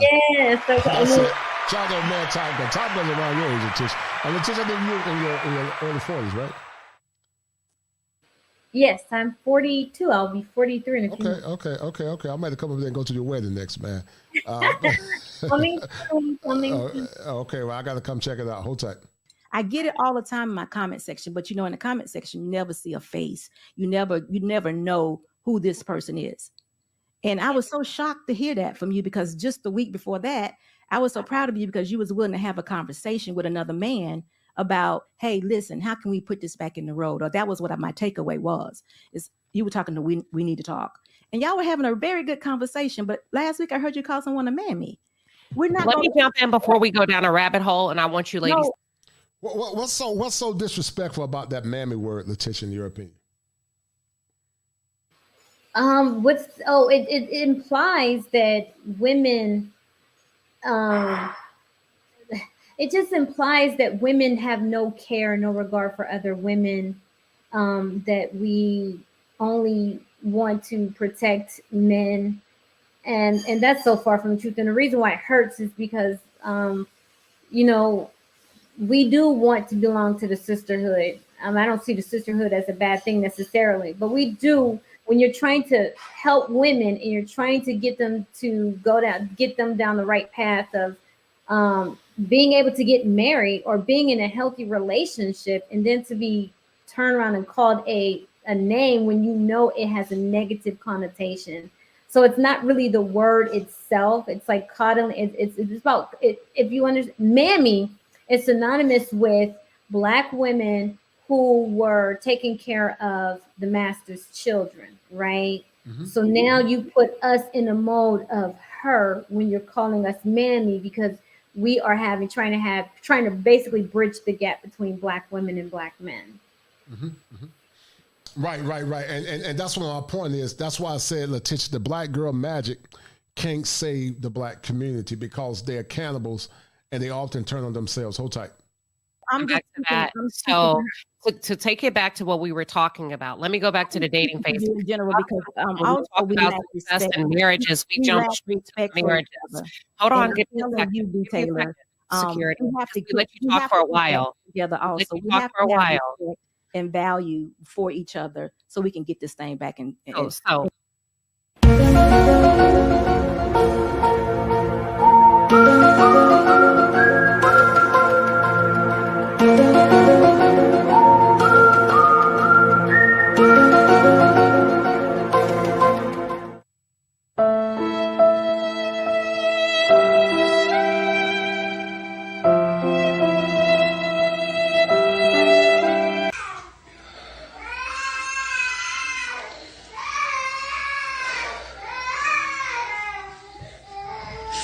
To the mothers that have the luxury of having the child's father around. To the mothers that have the luxury of being able to get a day or two to yourself. To the mothers that have more than just 3 or 4 people as a village.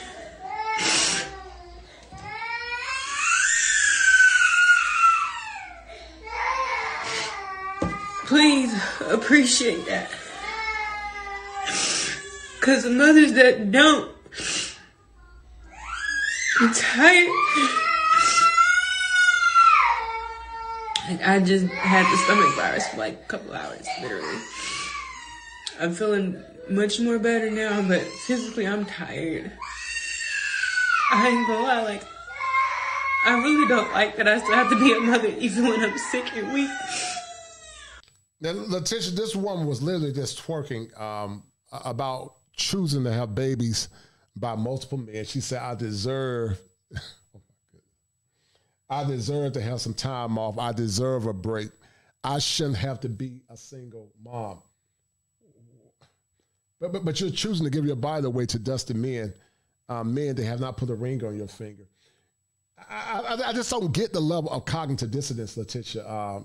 When you see this woman, babies screaming, kids by different men, her SMV is definitely down because, but this is the same woman, Letitia, the one man that's a hard-working provider, and they'll say we're a damn package deal.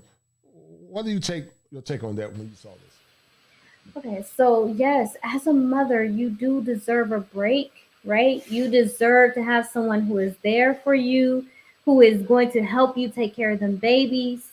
When you're sick, he can step in. You deserve all of that. It's just a matter of choosing the right man to get that. That's the key. Has nothing to do with forcing an incompetent, unwilling male to step into that role. See, women think that, hey, I can do whatever I want, have sex with whoever I want. But when that baby comes, because I've heard too many women say, oh, I was just having fun. I was just having sex. Okay, now you're pregnant. When that baby comes, it's time for her to get real. But now she's expecting for him to do it. But that was never what he was on. He's not carrying that life inside of him. He doesn't have to step in and protect it and nurture it in that moment. So why are you expecting him to do something that clearly hasn't even shown you that he's capable of? A man who is not willing to marry you is not fit to put a baby in you. So you want to cry now after having your fun. My mother always said, listen, 9 minutes of pleasure can become 9 months of pain, 18 years of hell with the wrong man. And so she said, make sure that when you are having children with someone, that you are not going to have someone with children with a man who is not going to be able to provide for that children, who are not going to be there to help you raise them children. And unfortunately, and the thing is, you can't even really say they don't know any better, because you grew up in that circumstance. Right. You see it all around you. So you just don't care. You're only thinking about yourself in that moment. So you're being selfish and you're being self-centered and self-focused.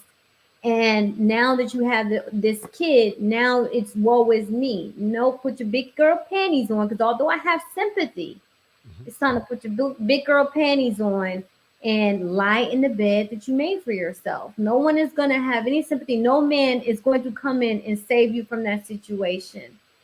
So it's what I tell young women is that look at the older women who've already done it, who's going through it. Look at them and tell yourself you don't want to be them. So you don't want to be them, then what do you need to do differently?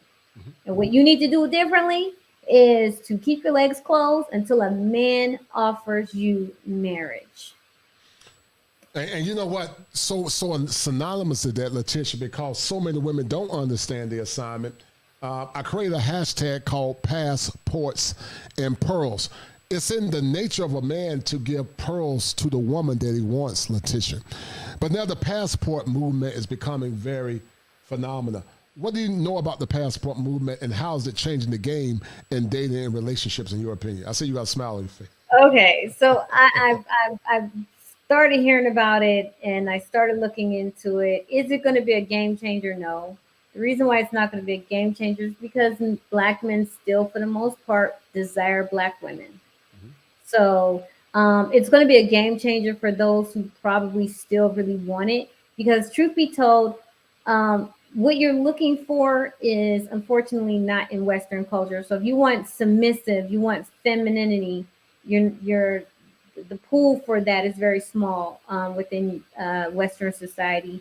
But I do caution to men to be careful when going this route.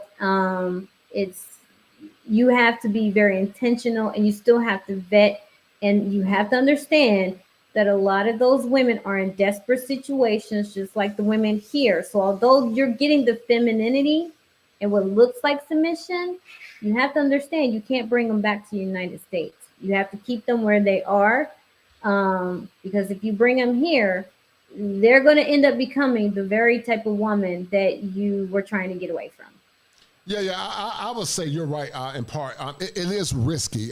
Can you bring a foreign woman back? There are many variables. Should you? I don't think you should, but can you? You can, but it's risky, and I'm going to tell you why it's risky. If you have a strong traditional family, elders to hold her accountable, have groups to hold her accountable, because I know a brother, he brought his wife back from South America.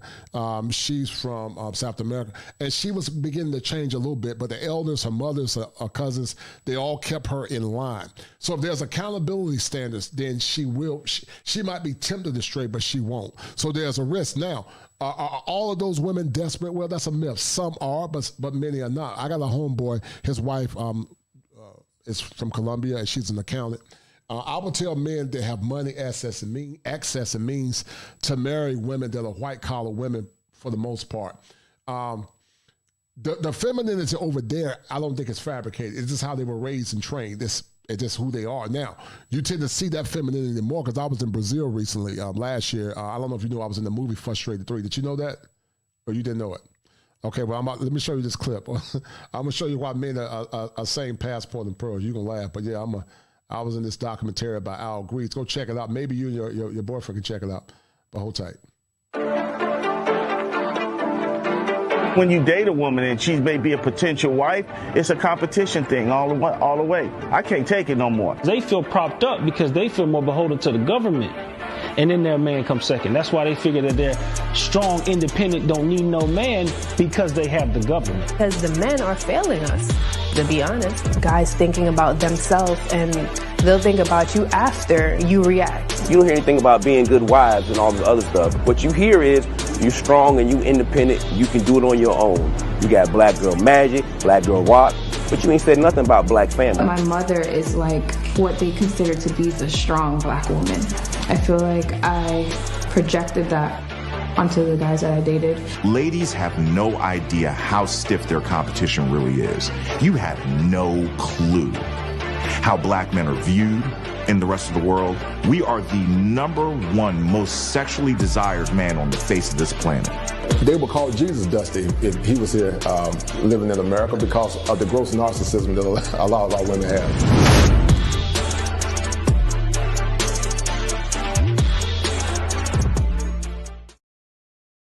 No, I was killing the game, man. I've been killing the game. I've been killing the game for a minute, and a lot of men are traveling abroad. I was in Brazil twice last year, and I would say in areas, in the tourist areas, and those women are a little bit more modern. But when you go to like Salvador Bahia, to the countryside where they're traditional, your chance to find a traditional woman is exponentially higher. But go ahead. You was about to say something. Go ahead, dear. No, I was going to say, so no, I know that not all are desperate. I'm saying just some. Like, I like the fact when you said white collar women, get a woman who is educated, who is part of the middle class. But you have to understand that culture. If you're going to go to a foreign country, understand culture and what that means and what that entails. A lot of traditionalism is about family.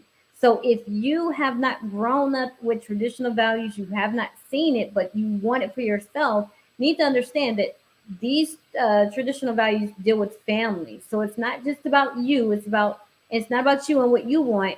It's about her family and her community as well. So just understand culture, learn her, and learn the language, right? Learn some of the customs. Right. That will make your that will help you to find a very successful match. But I say, hey, if you can't find what you want here, if what is here is not working for you, go where you're wanted. And if that means leaving the community, then so be it. Unfortunately, Black women are going to have to understand that there are men who want Black women, and as long as, and I think that's the reason why a lot of Black women act the way they act. They believe that they know that Black men are just as loyal to them as they are to them, that they're not willing to do anything because they know Black men really aren't going anywhere. They know that Black men are still going to deal with them as they are because Black men are. So. Yeah, but I think that narrative is beginning to change. Awareness is the great catalyst to change. I'm going to say it again. Awareness, Letitia, is the great catalyst to change. Once you start seeing things, like I tell men, there are 7 steps a man must go through in order to become optimized. World travel is one of those 7 steps. Once a man begins to travel abroad, Letitia, begin to see women from different cultures and different countries with the understanding that women by nature are solipsistic. Only women that are spiritual, have been socialized to more or less suppress their nature, can supersede that. But once men travel with that understanding, Letitia, they start traveling, seeing women from other countries, they'll never see the world the same again. World travel is very powerful, and it is the great equalizer. I know you got to go, dear, but before you go, tell me what you got from this show, and tell me how it was beneficial. I don't want you to, I'm sure you got your fiance, so I want to make sure I respect your time. But what'd you get from this show, Letitia, and how was it beneficial there? Go ahead. It was a great show. I mean, last time I was on your program years back, I thought it was a great show. I think you're doing a great job at reaching the people and especially helping men to stand in their masculinity, because that's what it really is all about. Like, stand in your masculine frame and understand that you matter in the relationship. So that's what I got. That was my takeaway, that you're letting these men know that they matter, and letting women know that a man should matter. It's okay that he matters. It's okay to have consideration for your man, to want to love him, want to respect him, and want to do right by him and do good for him. Right. And when's the big day? I know you might be jumping the broom soon. So when's the big day? I might have to come up to. No date yet. No date. Okay. Well, you are in the fray, and I'm really proud of you. I'm happy for you. You've been an awesome sister ever since I've known you. We've had conversations in private from time to time. You're a good sister. I respect you highly. We got to do this show again, and the next time I'm going to bring Blair Nash probably back. Oh, you got to bring Ted. You got to bring Ted back. Yeah. I had Ted back several times. I had Ted. I had Blair several times. But I got to bring all. Well, actually, we have a reunion. We have a Safe House and Straight Talk reunion. We have a reunion, and we're coming with a very titillating topic because like I say, you've seen that I've grown exponentially since then. I never thought it would get to this big, 2 years ago. But you see them lions at the top. That's that Leo swag. I'm a Leo, so. Leos, man, we don't stunt, man. We go hard in the paint, man. So like I said, share this with your people, Letitia, if you can. I know you said Clubhouse is different, but maybe you can tell them about the link and tell them about the show.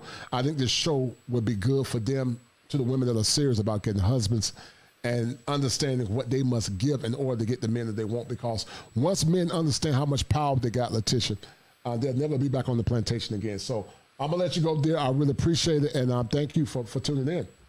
All right, well, thank you for having me. Appreciate it, and I definitely will be back. Thank you, dear. Appreciate it. Be well. All right, bye-bye. All right. Shout out to my man, MC Recovering Wellness, for that $5 super sticker. Let me drop you down. MC Recovering Wellness said, kosher and guest this evening. Great job, no doubt. I appreciate it, MC Recovering Wellness. And guys, you know, this is part of the segue to the show. Passports and pearls. Many don't understand the assignment. And because they don't understand the assignment, men are beginning to go abroad. Ty, if you can, dear, if you're around, feel free to pop on. You know, you and I did a show with TJ back in the past, but feel free to pop on, Ty. Just send me a text, or you can throw thumbs up, and we're going to finish talking about it, no doubt. But let's finish looking at this foolishness of this woman, because this woman is definitely not only delusional, but she's very solipsistic. And I'm sure you guys have seen this, but she's crying over choices that she chose to make Hotep. But I just want to rest and sleep. Now remember, this woman not only had one baby should have taught her a lesson. But you guys saw prior, she was literally dancing and twerking with a baby in her belly. And that's the lack of self-awareness, guys, that I'm talking about. They have no self-awareness. They don't have the je ne sais quoi to be tempered with grace to get a man that they want. But they continue to make bad choices over and over again. Keep listening. But I have to keep this mask on for my babies, because they can't see me right now. Like, I'm so tired of my son crying. I'm tired of breastfeeding right now. And see, that's why women, when they decide to give a man their womb, they need to give their womb to a man that's a good provider, a good protector, and a man that's going to be there for them. You know, to mess up one time, perhaps I could have sympathy for you. But the fact that you were twerking prior to this show, it's why men are getting their passports and they're giving their pearls to women that are not only worthy of those pearls, but women that have been traditionally raised to understand that having children out of wedlock greatly lowers your SMV. And the more kids you have out of wedlock, the more bodies you collect, then to masculine men that got money, your value goes down the drain. Hold tight. I'm tired of cleaning up. I'm tired. I didn't want to be a single mom. She said she didn't want to be a single mom, but you had sex and made one baby out of wedlock, but then you turned around and did it again. But make that make sense. It doesn't even make sense for this woman to say that she don't want to be a single mom, but she chose to do the same thing over and over again, guys. And because of that, many times these women have listened to what's called the snake whisperer. Follow me, baby. The elders are old and out of touch. I have the power to help you become the better version of yourself. Listen to me. I know what's best for you. I am the snake whisperer. And yeah, they get with these old dusty men like, you know, Shermite, Raekwon, Day, and Man. She just said that her kids' fathers are not good fathers, but yet you chose to keep giving your body to men that have not only imprinted you in a negative way, but you keep making bad choices. And see, women love these men that are raised in single-parent homes that are irresponsible, lazy, get women impregnated. Because see, many times these men are not only raised by their mama, but they live by their mama, live for their mama. Yeah, put chain on the walls on my mom. That be mom. Kill some of my mom. Bro, they back me look like gang. That's on my monkey. Gang. That's on my monkey. Gang. That's on my monkey. Yeah. They say, "Oh, my mama," because they don't have the demure of masculinity. They don't understand what masculinity is, and they'll say, "On my mama," because they don't think like men. They think like women. They think immaturely. They think like men that don't have grace or don't have the temerity or the talent to control their inner loins. They don't do things based on principle. They're very reckless and they're very emotional. And see, many men like Raekwon, they sure might, and man, they'll take your life and don't think nothing like it. But these women love these kind of men until they damn get 30 or 40 or 50, and they finally come to their senses. And then all of a sudden, they want to tell you they're a package deal, and they want you to take care of their children and them, and they want you to come last in that relationship. Because 9 times out of 10, you're gonna come last. You ain't coming first, but they want you to take care of them and their kids, and basically, what are you getting in the end? Nothing. But a woman that's made a bunch of bad choices, got emotional issues, and 9 times out of 10, she might cheat on you because you can't please her like Raekwon the man. Hold tight. I don't deserve to be a single mom. She said she don't deserve. I'm not laughing. It's really sad. But she said, I don't deserve to be a single mom. Something that you chose to do.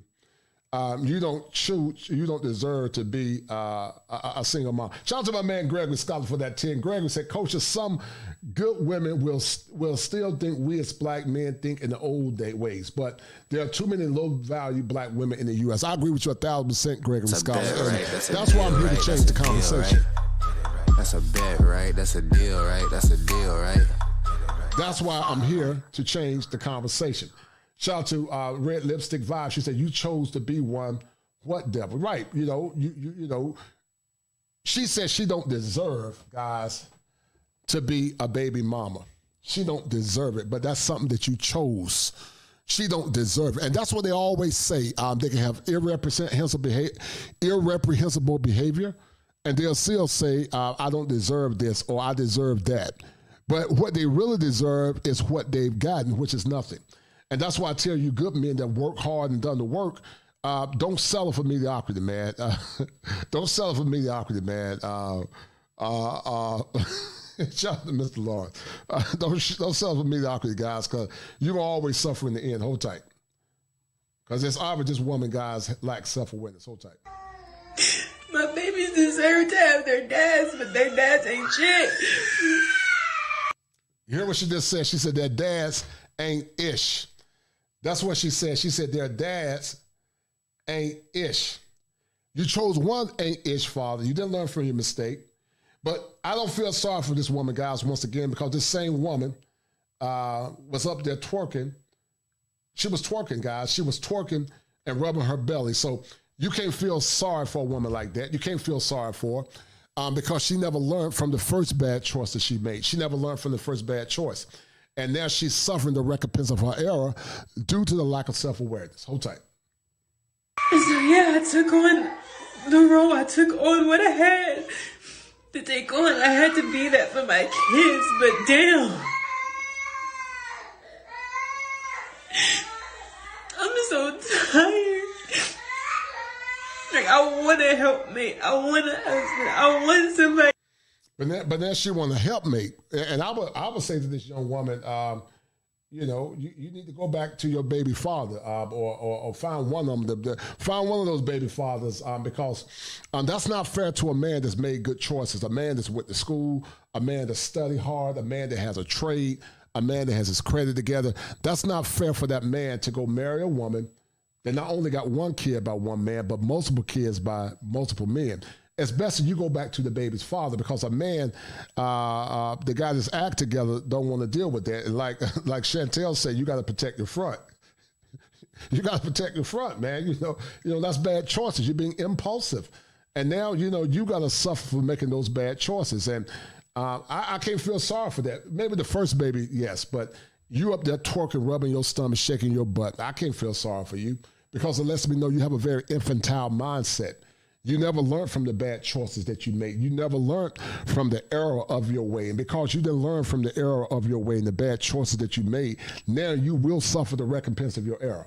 And that's why I applaud you men that have done the work, the ones that worked hard, the ones that didn't make bad choices by getting women pregnant. Don't settle for this because you are settling. You can get better if you work hard and more or less get your passport with the understanding that women abroad are women, but they're just raised different. Hold tight. Let me finish finding this. Hold tight. You're here to give me that breath, to give me that break, to give me that breather, to give me that space away from my babies. Because family members can only do so much. Like, I'm tired of changing diapers. And see, guys, this is what happens when moms can become toxic because they don't have what's called protective factors. There are protective factors and there are risk factors. Children born in stable homes have a high level of protective factors, and they're not at risk of not only abusing their children, but their children being neglected. Kids that grow up in very volatile homes, volatile environments, lack of financial stability, they are called risk factors. Those children are more at risk of not only abuse, but also suffering behind in the educational system and also having nutritional deficits and also not performing high academically because they don't have all the things in part. Now, listen, there are some people that supersede that, do what's called resilience, but that's the exception. That's not the rule. That's why having two-parent intact homes is better for those children. Hold tight. I just want a break. I just want to be able to walk out the door and just do what I want. But I can't. I can't because my time revolves around them. I deserve a break. I deserve to be happy. And this woman says she deserves a break. And see, once again, guys, that's solipsism. Nothing outside of myself matters. Nothing outside of myself matters, and my truth is the truth. Shout out to Red Lipstick. We did a show about a month ago with TJ, and it was called G.I. Jane. So shout out to her. We're going to break this down. Hold tight.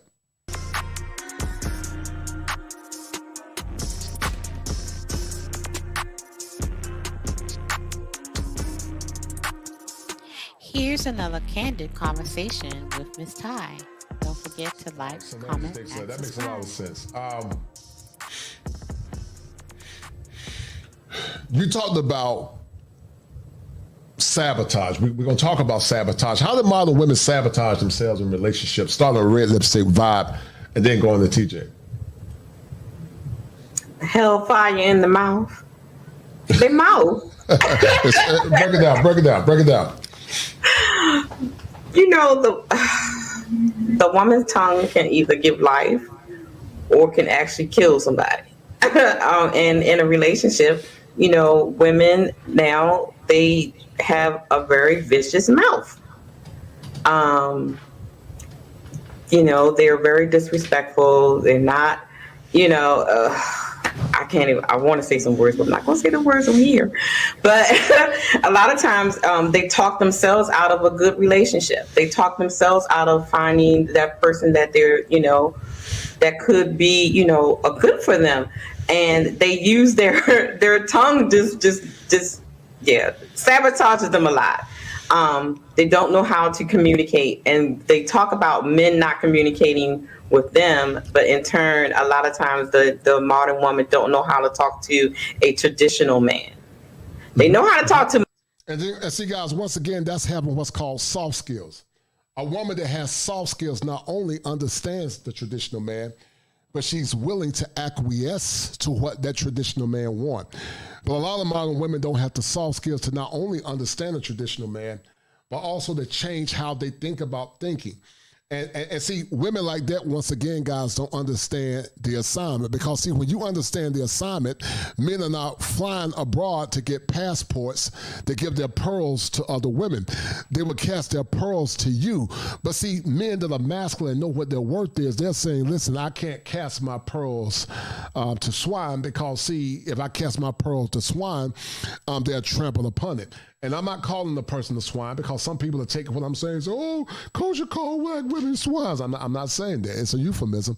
It can be taken literally, but it basically means that you don't cast your good things to somebody that has a very defiled mindset, somebody that has an unclean mindset. You cast your pearls to kosher women. A kosher woman is a woman that's fit and proper. And like Red Lipstick said, they got hellfire in the mouth. And see, the gospel said that life and death is in what? The power of the tongue. Life and death is in the power of the tongue. Whatever a man think, that's what he is. If that man think that he's a nobody, then it'll be manifest through his words. But see, many times modern women don't understand that their lips can be words of blessing, or they can be words of disdain, or they can curse a man. You can speak life into your children, or you can curse your children if you got a very foul mouth and a disrespectful mouth. Hold tight. Modern men, with all that, all that. Right. When they want a traditional man, they don't know how to operate. They don't know how to tame the tongue. They don't know how to talk to them. So I think, one good example of how they sabotage themselves is their mouth. It's just, foul. Excellent point. Ooh, hey guys, look. But guys, in the meantime, y'all get them like to show this content. Listen, guys, there's some young ladies that need to hear this. You got two women. One was raised to be a traditional woman. One evolved into a traditional woman. It's a powerful show because, see, women and men need to hear what these women more or less lacked in their earlier stages and what they need to demand in relationships. So do me a favor by sharing the content, get the likes up. We did cross over 5,000. I appreciate everybody that's contributed to me with that as well. But get these likes up, guys, and share the content and donate to the channel if you like what I'm doing. You guys have been doing an awesome job, and I appreciate everything you guys have been doing. There's a problem in heteronormative masculinity, Red Lipstick vibe, that your mother did not more or less convey to your father. And, in the modern times, I like something you said when we had a conversation in private about, how your mom responded to your dad's leadership. It was very powerful. And see, when I was listening to you, I said, wow, that's the kind of woman I think a lot of men would like to have. You were raised to be a wife. You were conditioned to be a wife. You get it. But what are you seeing that your mom did for your father that modern women don't do for their husbands, in your opinion? A whole lot.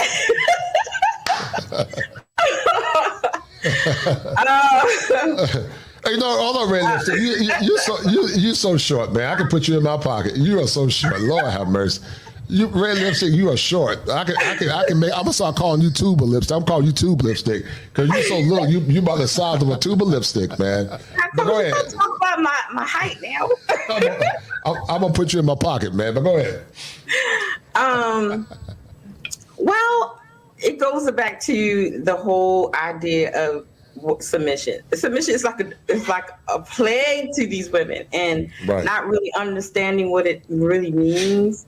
I was watching one of Kevin's Recipe to Godfather, one of his little interactions with a young lady, and she was saying how she wanted to be a housewife and all, and she wanted all the bells and whistles, and she made a statement in saying that she didn't really want to be like a traditional housewife because it looked like slavery. And this is what a lot of the young women think that's what it is. Being a wife is slavery. So instead of them wanting to be a wife, they want to be a partner.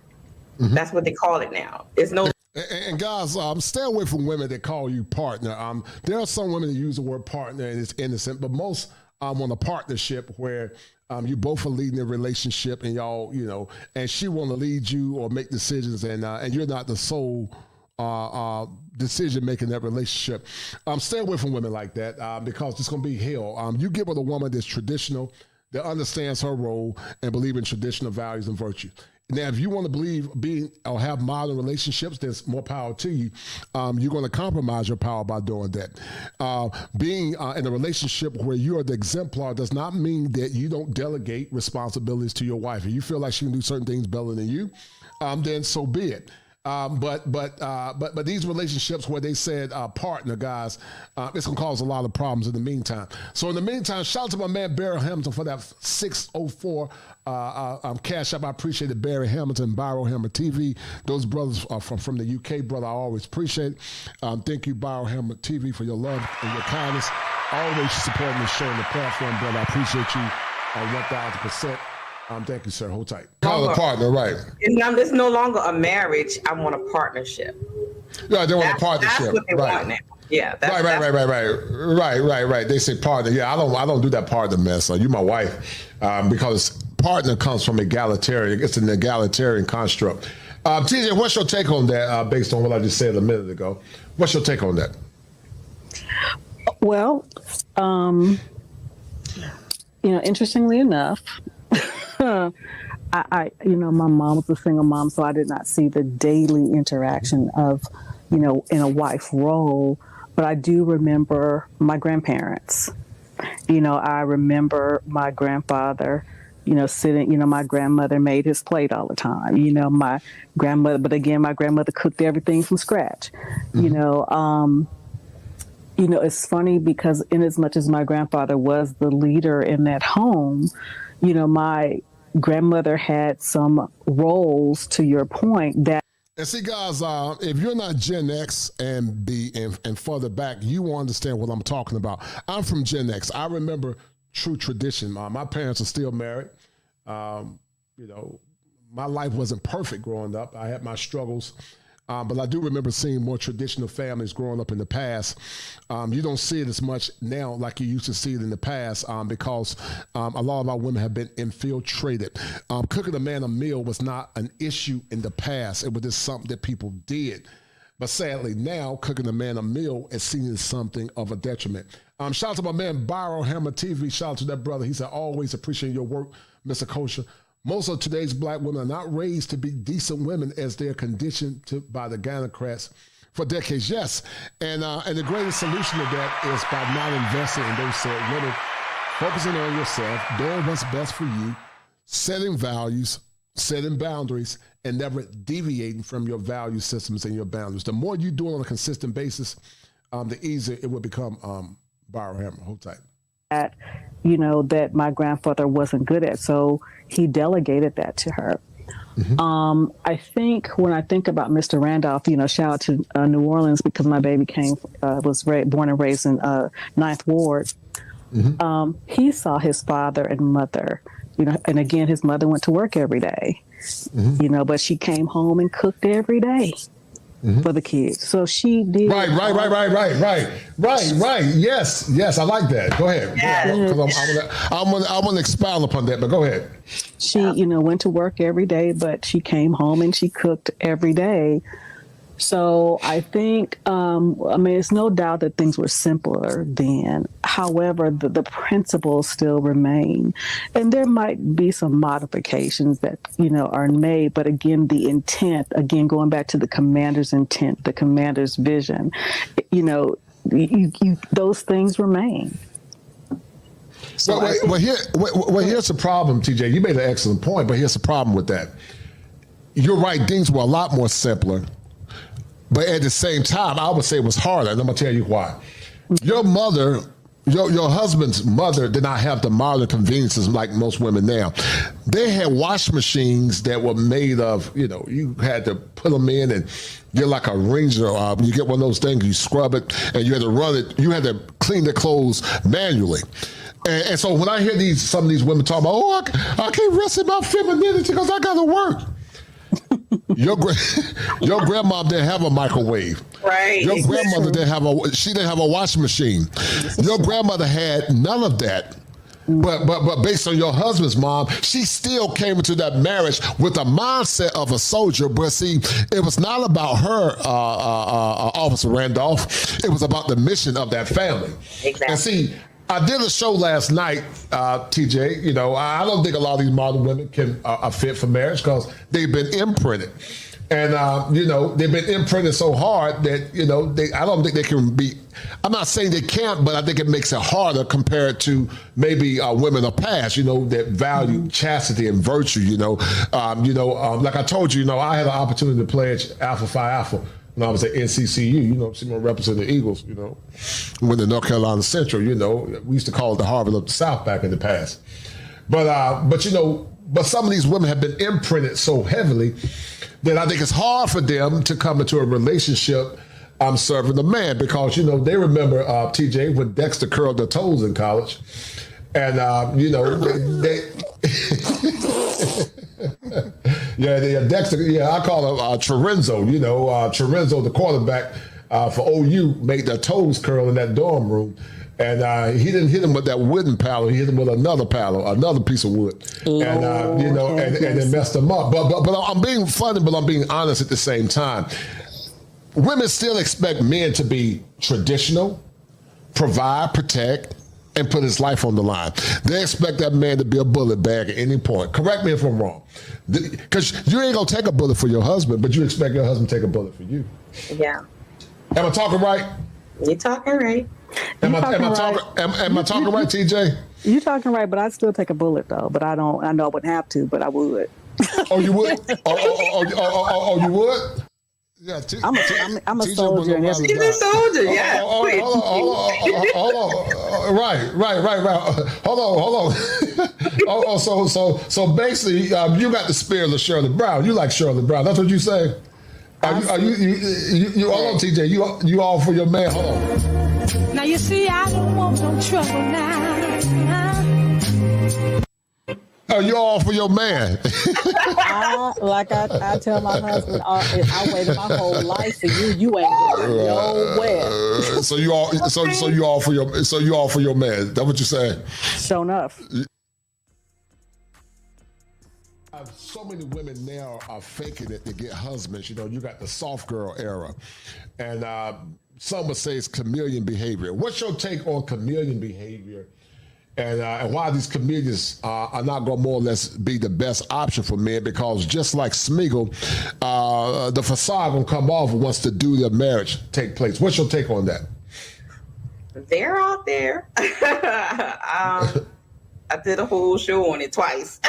Okay, talk about it. Go ahead. Well, the thing is, I want to say, because you do have some women that out there that are doing the work to change and become, you know, that feminine, more softer woman, you know, so that she can attract a man for the right reasons.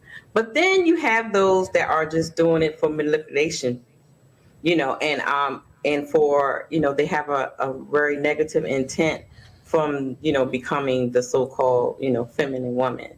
And so that's like that thin line. And for the men, you really... And see, guys, women that use manipulation, they don't understand what the assignment is. The assignment is not to use manipulation to get what you want from a man. But the assignment is to use those natural virtues that God has bestowed upon you or your mother has taught you to be sustainable in a relationship. But see, trickery and chicanery is the passcode for many modern women. And that's why you have to be very hyper vigilant in your response. And if not, you could be a victim of the deception of some of these modern women.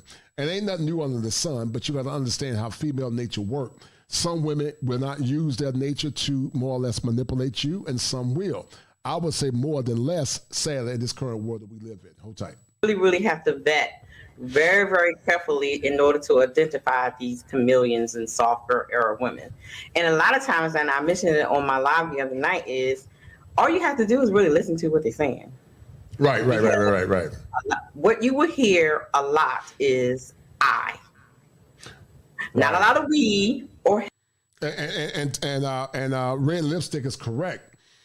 Solipsism is about me, myself, and I, like De La Soul.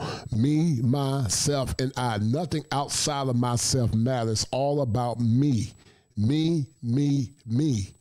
And so when they find someone that they cannot more or less use to give them that narcissistic supply, then all of a sudden they use shaming language because they are deaf. That's the hallmark of solipsism.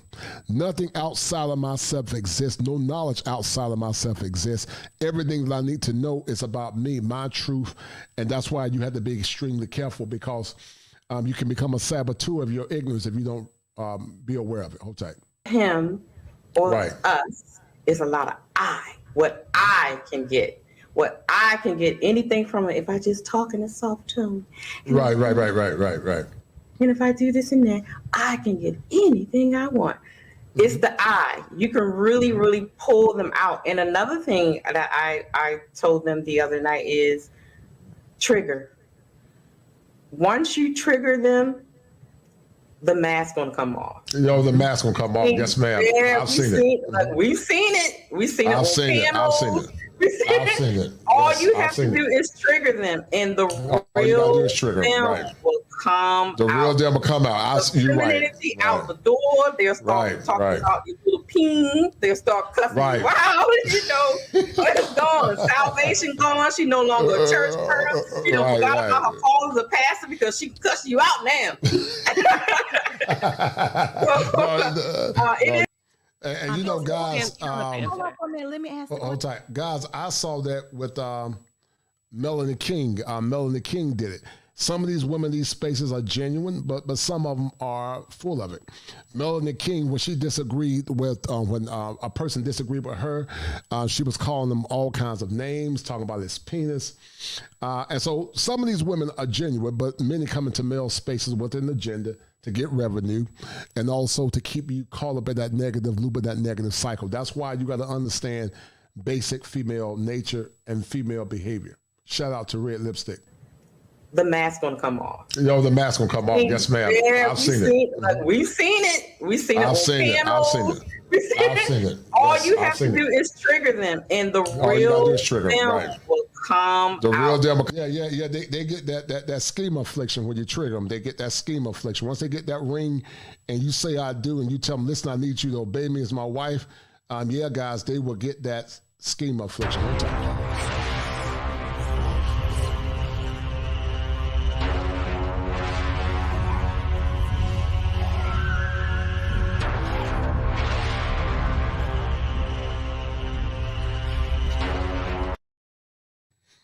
And then also they'll get mad and say, your mama's black and you are despicable. Hold tight.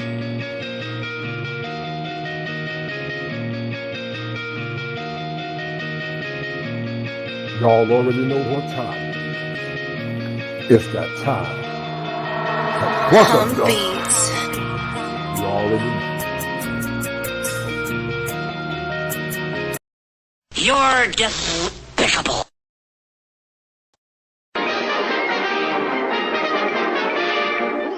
That's all, folks. Come out. You're right. Out the door. They'll start talking about your little peen. They'll start cussing you out. It's gone. Salvation gone. She no longer a church girl. Forgot about her call as a pastor because she cussed you out now. It is a real thing. It is a real thing. Yeah. You're right. What's your take on that, Officer Randolph? I'll start calling you Officer Randolph. What's your take on the officer? It's funny. My mom used to say, and it's true, you have to go through seasons with people, and through the seasons you will see. Now, it's interesting, I'll get with somebody too. And I've been triggered in these YouTube streets because there's certain things I won't allow. Right. However, Mr. Randolph has never. It's funny because people that he meets that have known me a long time, he hears stories about how I was, and I was a force to be reckoned with. Yeah, and that was part of it, guys. One of the things about the passport movement is based out of needs. I'm going to review a little bit of what me and Dre talked about. I did this show a while ago. It was called Passports and Pearls. Don't cast your pearls to swine. This was a powerful show that I did with Dre. In a few minutes, I'm going to drop the link. I'd love for you guys to come on and talk about, do modern women understand the assignment? We're going to talk about it in a minute. But in the meantime, let me pull up this link with Dre and Austin Holloman. I showed that I did a while ago. I need to put this on Patreon at some point. But I got to find this. Let me share the screen real quick. And then I'm going to drop the link for a few minutes if you guys want to come through and add to the conversation. So hold tight.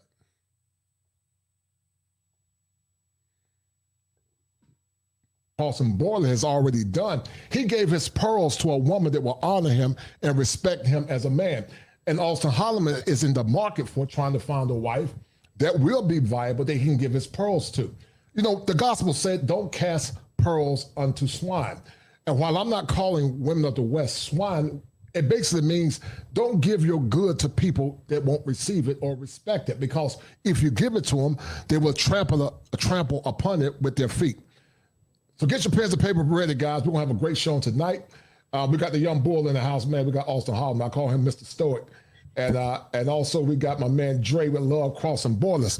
Dre, how you doing, brother? How you doing, Dre? I'm doing great, man. Man, how you doing, great, man? man. You Just know, got back from having a good dinner, some sushi with Andrea, hanging out. And so I'm back here with the guys. Yeah, man. You know, man, I had to get Dre right, man. Dre said I was messing swag up, man. I had a hat with Dre on. Dre said he looked like a dummy. I was all right, Dre, I got you, man. I got to get your swag right, man. Dre, so I got Dre's swag right. But you know, let's talk about it, you know, because Austin Holloman came up with a concept called the green pill movement. You know, it's a byproduct of the red pill, which basically means those men, Dre, that have been to what's called an existentialist crisis in the clinical world. But also you have the black pill, which is based into nihilism, which basically means don't worry about anything. You can't save it. It's dead. And then you got those of the blue pill. But, you know, the young bull came up with something called the green pill. And we're going to talk about it in a minute. But passports and pearls, what do you think about it? Why is it so relevant in your opinion? As men now are beginning to live their lives on their own terms, free of the stress, free of shame, free of chicanery, but men are beginning to speak up, speak loud, and stand firm. But it's coming with a lot of opposition. But what's your take on the concept of passports and pearls? Because I think it's a fitting topic. You're absolutely correct in regards to passport and pearls being a moniker for individuals that have to come to the conclusion you can't give the best of you to everybody. Yes, sir. Everybody doesn't deserve the best of you. Some people just deserve some of you. Some people deserve just a moment in time. Some people deserve friendships and not relationships. But you cannot, when it comes to going to other locations, when it comes to meeting new women or networking with new people, you have to make sure that you are strategic with the type of people that you introduce yourself to, and especially the type of women you let into your life. And also when it comes to such as Austin and other brothers, when it comes to casting your pearls or the best of you, if you know that the best of you is better than what you're seeing in the United States or in UK or in Canada or in Mexico or whatever it may be, if you know that your pearls or what you have to offer the world is better than what you're seeing in your current geographical location, you might want to consider some changes. And that's what the value of passport and pearls is. It's deciding to use your passport and take the best of you to locations that deserve that best that you have to offer. No doubt, no doubt. That was an excellent explanation. You know, also Holloman, you just got back from Colombia, I believe it was Medellin, I believe, and you came up with a concept called the Green Pill Movement. I want to ask you a question. Why is male empowerment so vital in your opinion? And I want you to tell the audience about the Green Pill concept that you created as it relates to passports and pearls. So I would say it's important to empower males right now because with the media, single mothers, and just the government all together, it's kind of making men foolish. It's taking away masculinity completely. And I feel like men that actually realize that what we're being taught is not right, we have to empower them and tell them that they can become the best version of themselves, and somebody else in the world will appreciate them, because it might not seem like that in the United States for a lot of men, according to what I see in my comments. Yeah. Go ahead, Austin. Go ahead, brother. Keep talking. You're doing a good job. Go ahead, brother. Green pill movement is, like you said, it's a portion of the red pill. Really, the color doesn't really mean anything. It's just a color we pick. But it just means we understand female nature, and we're going overseas, but we're not being blue pill overseas. Good point.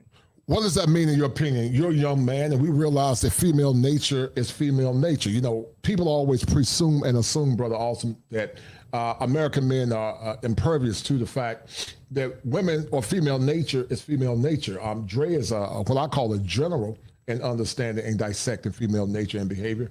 But female nature is female nature. You still have to be a man in a foreign country.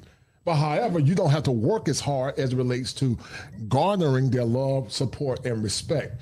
Why is it so important for men to be cognizant of the fact that female nature is female nature based on your experiences in Colombia? Well, because when people see my content, what they'll probably think is it's just some utopia and they can be some lame simp and just go overseas and it just automatically just falls in their head. And I'm not saying that at all. I'm still saying that, hey, people will cheat on you, they will use you for money just like a woman in the States would. But in the States, it's on steroids. It's almost guaranteed in the States. 90% of the time you're going to run into one of these modern women that we complain about. But overseas, they have more morals. They're raised differently. Yeah, I totally agree, man. You know, we had it in the past. We had that vitality in the past.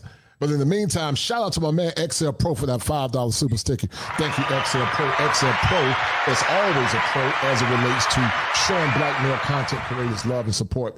And for your kind offering, XL Pro, I'm forever grateful. Now, Dre, you are the what I call the Morpheus of this space. You are the intellectual.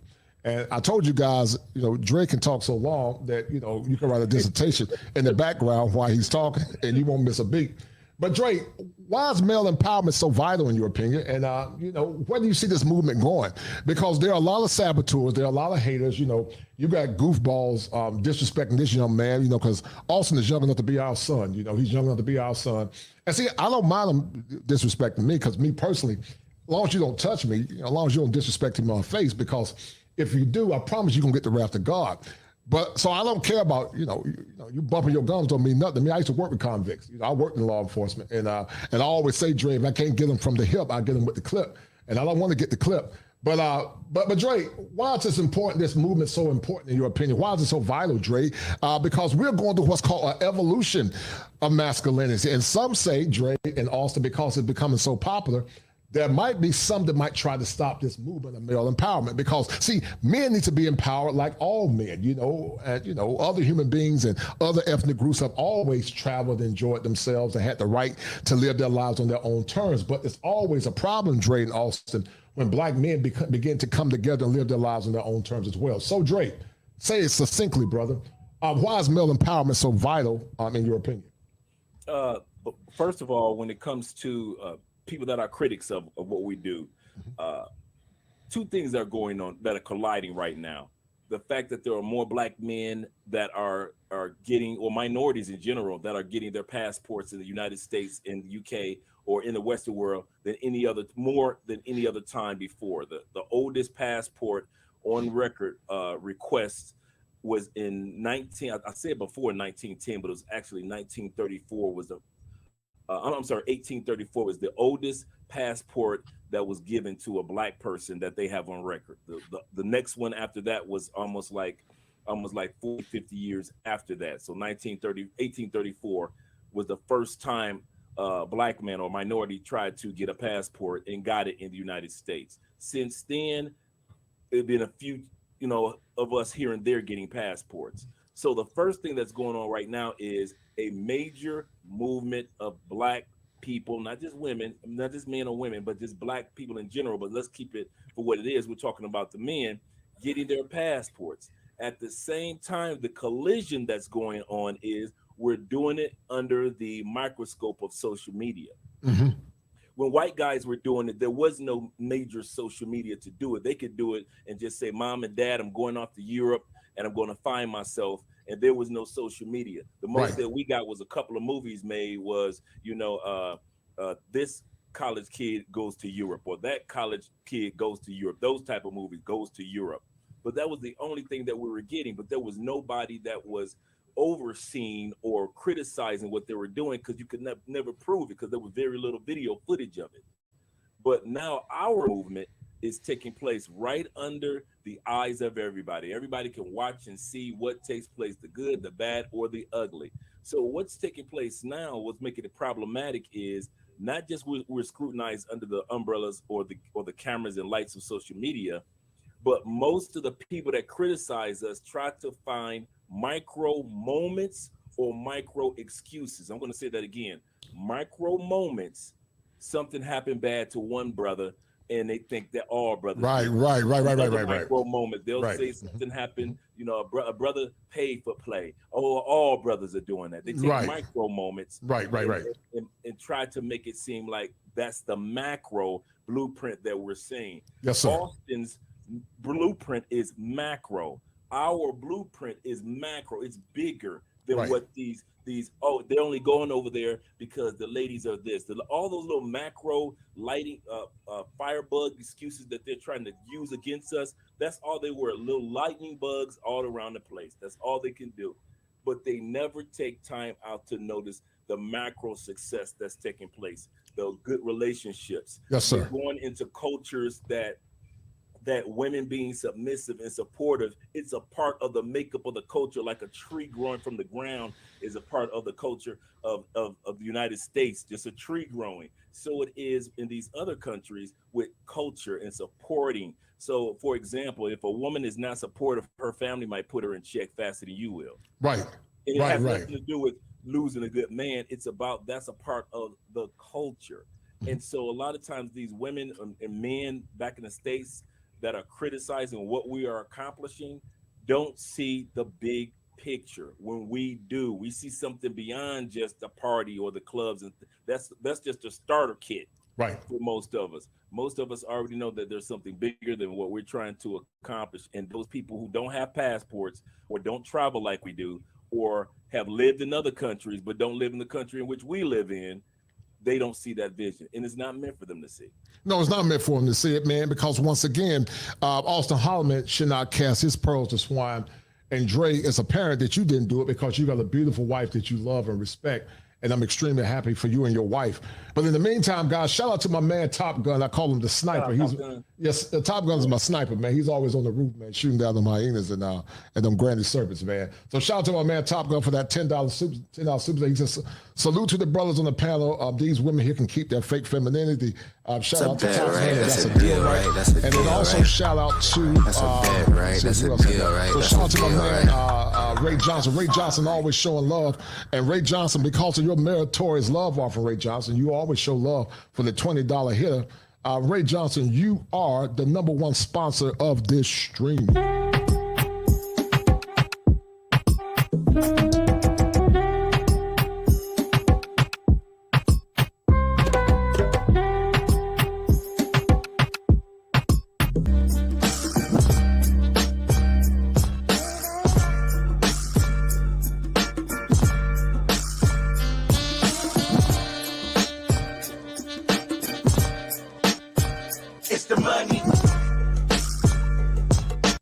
No doubt, guys. I appreciate it, guys. And do me a favor, guys. Get the likes up because, Austin just got back from Colombia. And, Austin got bills to pay. I got pills to pay. And, of course, Dre is rich. Austin peasants. Dre rich. But in the meantime, guys, do me a favor. The robot that's tapped me on the shoulder, guys. Feed the robot, please. Feed the robot.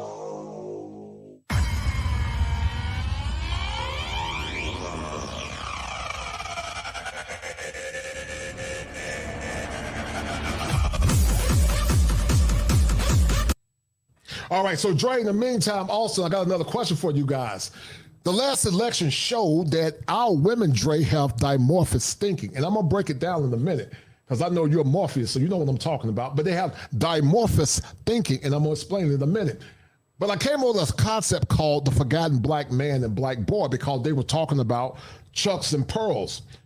Chucks and Pearls was their declaration of power to the world that an Indian/black woman had got inaugurated, as vice president of the world. But see, Dre and Austin, I saw it as a token of power instead of being true power. Because see, when it's true power, it benefits boys, men, girls, and also our women and our husbands being the men or the heads of their families. But Dre and Austin, something ominous is going on in the world when you have sometimes women that proclaim to be women of faith they have a hard time saying that their man is the leader or that they were made for their man. And I struggle with that because when the gospel is clear and is very replete about the man being here first and the woman was made for man, some struggle with it, Dre and Austin. And they struggle with it, Dre and Austin, because it's true to what theology said about original sin. It said that she will have a desire for her husband and he will rule over her. And I got some friends that I love and respect, and if they're listening, I love you. But it's a problem when we can point things out to you about men being the leaders and the power brokers in the relationship. And so many Dre struggle with it. They struggle with it, Austin. But see, Dre and Austin, you guys both know about how men are celebrated in Colombia and Brazil. And I want you to tell the audience, Dre, it's a young 23, 24-year-old man, about what does the patriarchy in Colombia look like, and then talk about how men are celebrated. And then, Dre, I want you to parrot it because we know you're a Pentecostal preacher, man. You get long when you start hooping. You're a hooping preacher. So go ahead, Austin. Go ahead, Austin. Break it down, man. Can you elaborate a little further on the patriarchy? I know what a patriarchy is, but yes, sir. No problem, Austin. So basically, a patriarchy is a place where men lead and rule their communities. They lead at the governance level. They lead at the macro level, which is the government and politics. They lead at the meso level, which is group, the group or the community. And they also lead at the individualized level, which is themselves and also the family. So when you talk about a kosher patriarchy, I'm gonna do a show on it tomorrow. What does it look like in Colombia? What does men being honored and respected in their countries look like to the men that are listening? Well, I mean, I can say in Brazil, I'm not going to say that they've had a female president, right? So I don't know if they can fit so much in that absolute patriarchy that I think you're describing, like somewhere maybe like Saudi Arabia would. But I can say that the men are a lot more respected. They, like you said, I don't know which one of y'all said, but the family would be more likely to check the woman if she's getting out of line with you. They have, women know that they're, as bad as it may sound today, they come second. They come second and the man is in the lead. They don't interrupt you when they talk. When me and Andre were on live the other day, there was a guy in Colombia I met, and his girl was on, and she was talking. And every time a man would talk, she would stop. She would stop to let him talk. So there's a different level of respect in Colombia. Right. No doubt. Yeah. They have authority in those countries. No doubt. Right, exactly. Dre, talk about it, man. Talk about it. But before you talk about it, Dre, let me send a special shout out to all these super stickers, man. I want to get them as we have in the show. Special shout out to my man, how does that say? Calixe Pierre Luis. He said, y'all got me in the club right now and watching y'all, LOL. Thank you, man. And that's a deal, man. I appreciate it. That's a deal, I want to say his name right. Pierre Luis. Thank you, brother. I appreciate it. And shout out to Kings and Dreams that big up the kosher, Austin and Dre. Everybody got passports on their minds, Dre. This is becoming a very powerful movement, man. Everybody got passports on their mind. But let's talk about the patriarchy that exists in Colombia. What does it look like, Dre? I heard Guapo say that, in their country, the women are raised to honor and respect their men. They're raised to respect the boys, the men, because in their countries, they need their men, so they give homage and respect to their men. But what does it look like to those that are new to the passport movement, and why is it so vital in your opinion? Because here in South America, I found from all of the countries that I've gone to, as well as being all over Colombia, I found that when it comes to each gender enjoys their role. I'll say that again. Each gender enjoys their role. Women love to be feminine. They love to be ladylike. They love to be. Now, do they have disagreements with their men at times, or a woman is a woman? Yes, those certain. And consistent with what Dre is talking about, those women understand the assignment. You need to get with a woman. If you're a traditional man that believes in traditional values, then your value system will be predicated on who you deal with that understands the assignment. Hold tight. Familiar traits of a woman, no matter where you go, are there. But as far as being feminine and masculine compared to the women in the States do not celebrate womanhood. They really don't. They think they do, but they don't. Right. And when you come to these other countries in South America, these women are expecting you to play your role too. And I love that. They are expecting us to be patriarchs. You don't have to convince them. You don't have to do surveys and all the stuff that you got to do in the States and in the West to convince women statistically this is the value of a man in your life. Down here, they already understand that. Also, here in Colombia, they have a vice president, Afro-Colombian feminist vice president.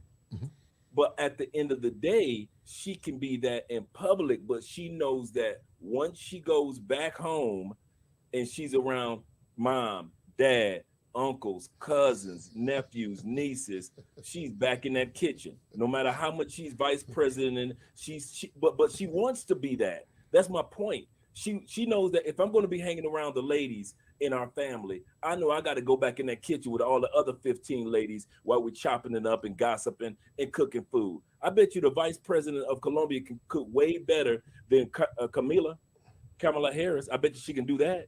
Oh, no doubt. And we know that Kamala is East Indian, but the one thing is about Kamala Harris is that she was raised westernized. So therefore, the celebration of her feminine side is not there because she was raised in America.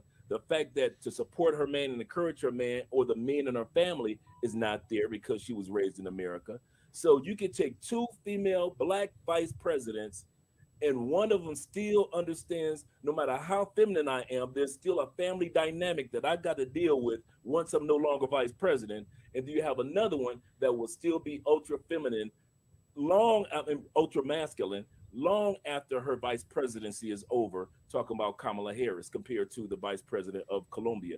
And that goes back to them appreciating themselves as being women, feminine, and they appreciate the men being masculine. And if anything, and I know in the short time that Austin was there, he noticed that when it comes to manhood, and if you're going to be in Colombia or Brazil for a certain amount of time, you're expected to walk in your manhood. You are this is part of the makeup. You can't go to South America and then all of a sudden, well, I want to be a wimp. I want to be soft. I want to be no, because they're going to be looking at you like, what are you doing? You be a man about yourself, dude. What are you doing? And even if they are, because men put men in check in South America. If you're not walking in your manhood, you let your woman run all over you and things like that. And they're looking at you as an oddball. So at the end of the day, your masculinity is celebrated just as much as her femininity is celebrated in South America. There is no guessing what the gender is. These countries, like most major countries in the world outside the West, are defined when it comes to their masculine and feminine roles, and they really aren't ready to change that. They really celebrate it by way of their families. No doubt. You know, Brandon Clark said, I'm in Medellin, Colombia. Understand that all the traditional benefits of foreign women will start to erode if you keep spending your money on them money. I'm seeing more and more chicas at the Western Union. Austin, break that down, man. You were recently in Medellin, and we talk about simps going to Colombia and Brazil, messing up the ecosystem instead of making women earn it. Because in behavioral science or behavior modification, you have to earn what you get. In a healthy relationship, the man benefits and benefits. We call it positive reinforcement, where you benefit, he benefits. But Austin, talk about that, man. Talk about the irony of Western men going to these countries and being simps, and they're casting their pearls to women that have not earned the dubious distinction of getting resources from those men. Well, I'm going to start and say this. When I catch those men, I'm exposing them. And I've said that on my live. I'm exposing every single one of them. The chicks that I've interviewed from Brazil, that I won't do this again either. I won't tag their Instagrams either, because in the chat, I don't know if y'all seen the last interview with the Brazilian chick I did, but in the chat, they're already saying, what's her Cash App? And I'm like, what do you mean, what's her Cash App? Well, they don't have Cash App, first of all, but are you really taking that same behavior down? The entire content is to show you that you can get away from that behavior. And you're losing your mind about to have a heart attack by a chick that's 5,000 miles away. You're already trying to send her money because she exists. So I told. And once again, guys, that's sacrificing important masculine principles. That was just a little snippet of that shows I did with Dre and Austin. I'm not going to play the whole thing; it's too long. But I had to go back and revise this, guys, because I said she don't understand the assignment. Modern women don't understand the assignment. They want a husband, they want to be married, but they don't understand the assignment. If men going to get the best outcomes that they desire, then they got to set boundaries in relationships. Guys, I'm about to sign off unless you guys want to pop in and add to the conversation, the assignment. Do you feel like modern women understand the assignment? Have you dealt with women that you struggle with that don't understand it? And that was just a little quick show that I did. I had Letitia on, the Good Sisters, that talks about male empowerment and male support. And also, thank you for the #1 sponsor of the show tonight, brother. I forgot your name. But the assignment, I think you guys get it. You get the drift. We can have a 2-minute discussion, a few minutes we can talk. But if not, I'm going to end the show.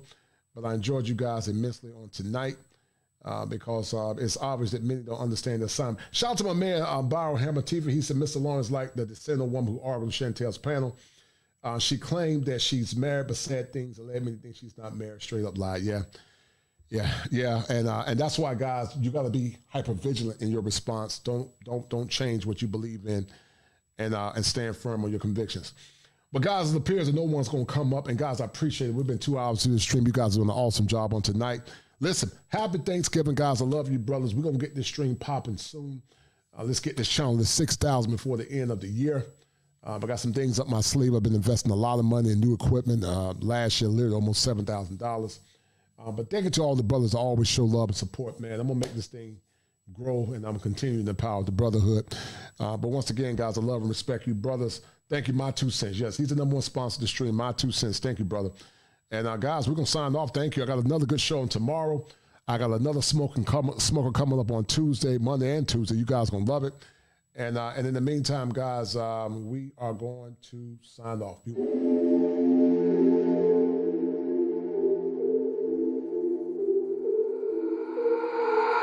I got an itch in my palm. My girl, she know she the one. I put the ice on her hand. I put some ice on her arm. See me shining in the light. Know you found me in the dark.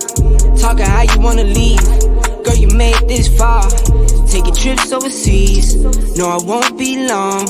We came up from the weeds. Now it's top floor. All these big yes on her wrist. VVS is on her neck. Make it spinning, I don't stress. When I make it stretch. Double back to back then. Down broke, now we rich. Spend it on her, let her spin. Down with me to the end. That my best friend. That my best friend. That my best friend. I'ma spend it on her, cause she all mine. Spend it on a challenge, cause she all mine. There for my first cake, then we hit 100K. $500,000 on the way, then $1 million on the way. Eating good, full plates, eating good, say grace. Eat her up, get thanks. She got cake birthday. I can't waste no way, I can't waste no play. My girl, whoa, something like the baddest chick. My girl, whoa, came up from the rags to rich. Hit the road running, I had to tell her I had to get it. She understood, but she spoiled, so when she get mad, she dip. All these big yes on her wrist, VVS is on her neck. Make it spinning, I don't stress. When I make it stretch. Double back to back then. Down broke, now we rich. Spend it on her, let her spin. Down with me to the end. That my best friend. That my best friend. That my best friend. I'ma spend it on her, cause she all mine. Spend it on a challenge, cause she all mine. All these big yes on her wrist, VVS is on her neck. Make it spinning, I don't stress. When I make it stretch. Double back to back then. Down broke, now we rich. Spend it on her, let her spin. Down with me to the end. That my best friend. That my best friend. That my best friend. I'ma spend it on her, cause she all mine. All these big yes on her wrist, VVS is on her neck. Make it spinning, I don't stress. Spend it on a challenge, cause she all mine. That my best friend. That my best friend. That my best friend.